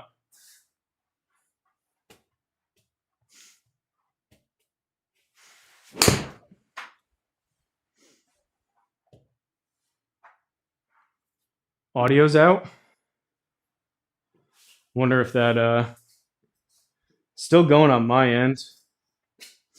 Sometimes YouTube gets wonky toast. You can't hear me saying this, but if this ever happens to anyone else, if you just close the app and come back, then sometimes that corrects it. That's more of a YouTube thing, I think, than it is me.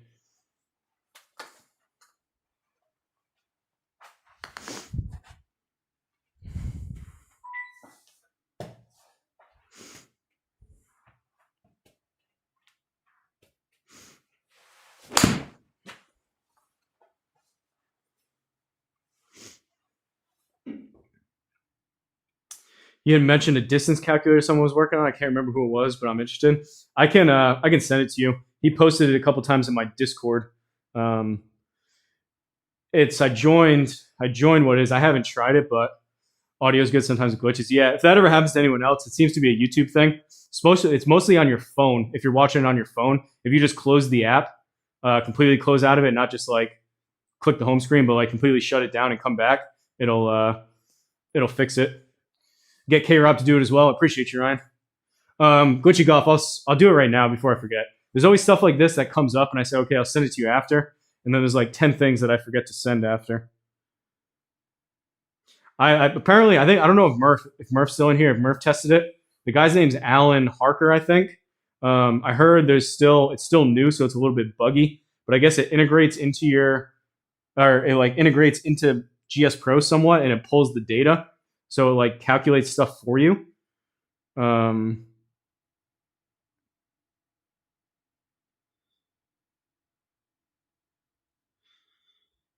It's called Mixed Reality Golf. Let me see.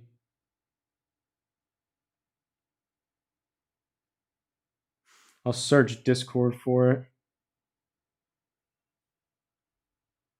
You haven't tried it, Murph?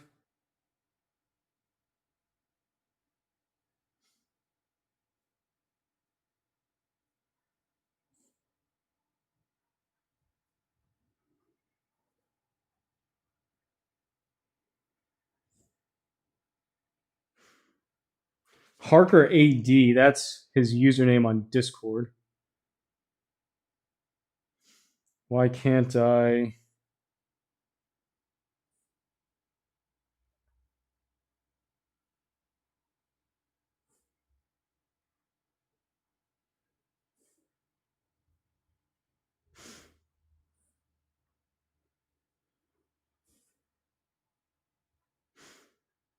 He set up a separate Discord. What I'll do is I'll send you an invite to the Discord itself, the Discord server, Glitchy Golf. I think that may be the easiest way.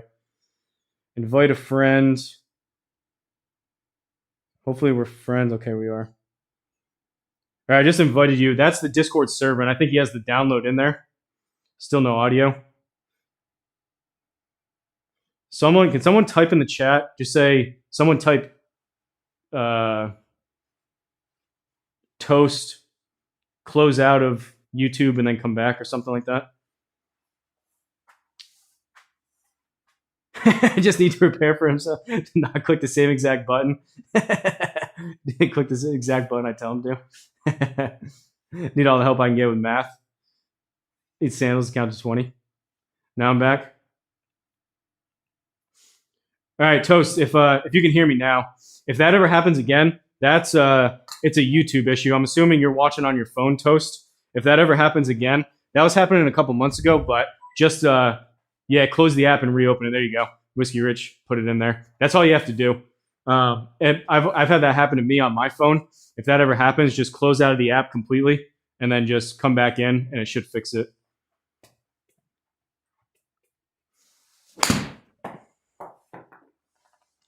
But almost 3:45. I think I'm going to wrap it up here, folks, unless anyone has any pressing comments, questions, or concerns. Mostly garbage because of your mentor, Danko. What's up, Take It Low? Yeah, I was saying that at the beginning. I did a little nod to the Dankster in terms of the title with my mostly garbage golf. Scroll back a couple minutes and click live again. That works too. Huh. Good tip. But yeah, I channeled my inner Dankster in terms of the vertical title. But I think I'm going to wrap this up and try to figure out how to turn all this stuff off. Hopefully it works. There may be a decent likelihood that I'm just like still live hours on end after this on one of these things, but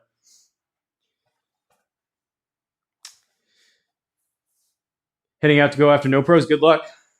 I did. I'm in first place currently on Feel Good. I shot 6 under, which honestly wasn't that great, but Zona was in first place. I'm in first place as of right now on Twisted Feel Good.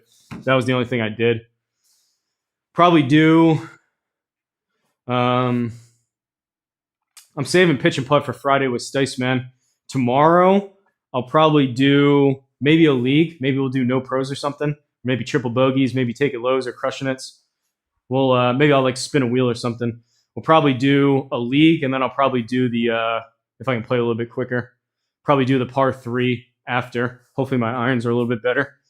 So tomorrow, most likely around the same time, probably 1 o'clock Eastern or so, and we'll do a quick league round, and then we'll try to get through the twisted par 3. Actually, maybe we have I have the stroke play to do still on Twisted. Maybe we wait for Thursday to do that. Oh, and then I have Thursday Thunder. I don't know. That's the problem with all these events. You start trying to figure out what you're going to do, and then other stuff piles up. How can you get in Twisted? I mean, I can put in I can put in a good word for you with Strong Design Studio Joe. Unfortunately, there's a pretty long list, and the way that those clubs work, they're capped on members. So it's pretty much like one person, full schedule. Pretty much one person has to leave or get booted out because they're not playing enough to open up spots, unfortunately. So it's not like we don't want everyone to play. I don't run it or have much to do with it. I just been referring people that I think would be a good fit to Joe, and then he's ultimately the one that makes the decision. But I can tell him that you're interested, and then you get added to the list, and then from there it's kind of out of my control. But that's about it. He was looking for a couple months ago when we all first joined. Thought that was the case. Yeah, a couple months ago when he had some spots open up and was looking for people to join. Joe played in a couple Thursday Night Thunders and had a lot of fun. So we started to ask some of the guys that were in kind of my Discord, my community type of thing. Just some of the lively guys that were fun to play, and they play a lot. And now since then, it seems like there's a lot of people over there now, which is fun. But yeah, I'll put in a good word for you guys. And everything is based off of net. So everything is net, good or bad. And I think it's completely separate from SGT. You don't even need an SGT account. But I want to say this first 6-month season or whatever it was like $15. And now I think Cook, the guy that runs SGT, is doubling the price. So it's $1,000 a year for the whole club, which it used to be $1,000 for the first year and then $500 for every year after. Now it's all going up to $1,000, I guess, for every single year. So it'll be probably $30 instead of $15 additionally. But I'll do that now too. Another thing, so I don't forget. I'll send Joe a message right now.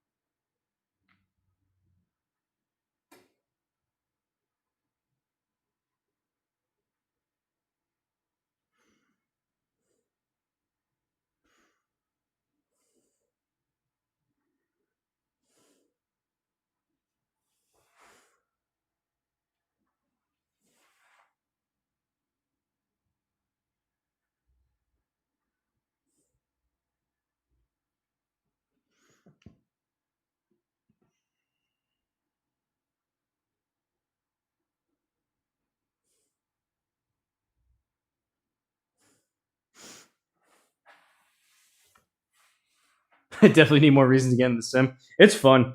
It becomes one of those things. The main thing he wants, if you happen to get in, or anyone that's in there knows, he just wants people that are active, right? Like he doesn't want someone.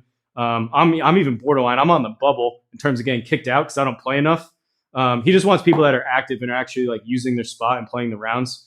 Just because, like for example, you and K Rob want in. If there's someone in there that is in the membership or is in the club and there's only certain spots and they're just not playing, then it's like, all right, we have someone that actually would like value being in here and like really have fun playing versus someone that is just kind of taking up a spot. So that's really the only thing he asks. He just wants people to be active kind of thing, which makes sense. So if you kind of make it a point to kind of prioritize those rounds, but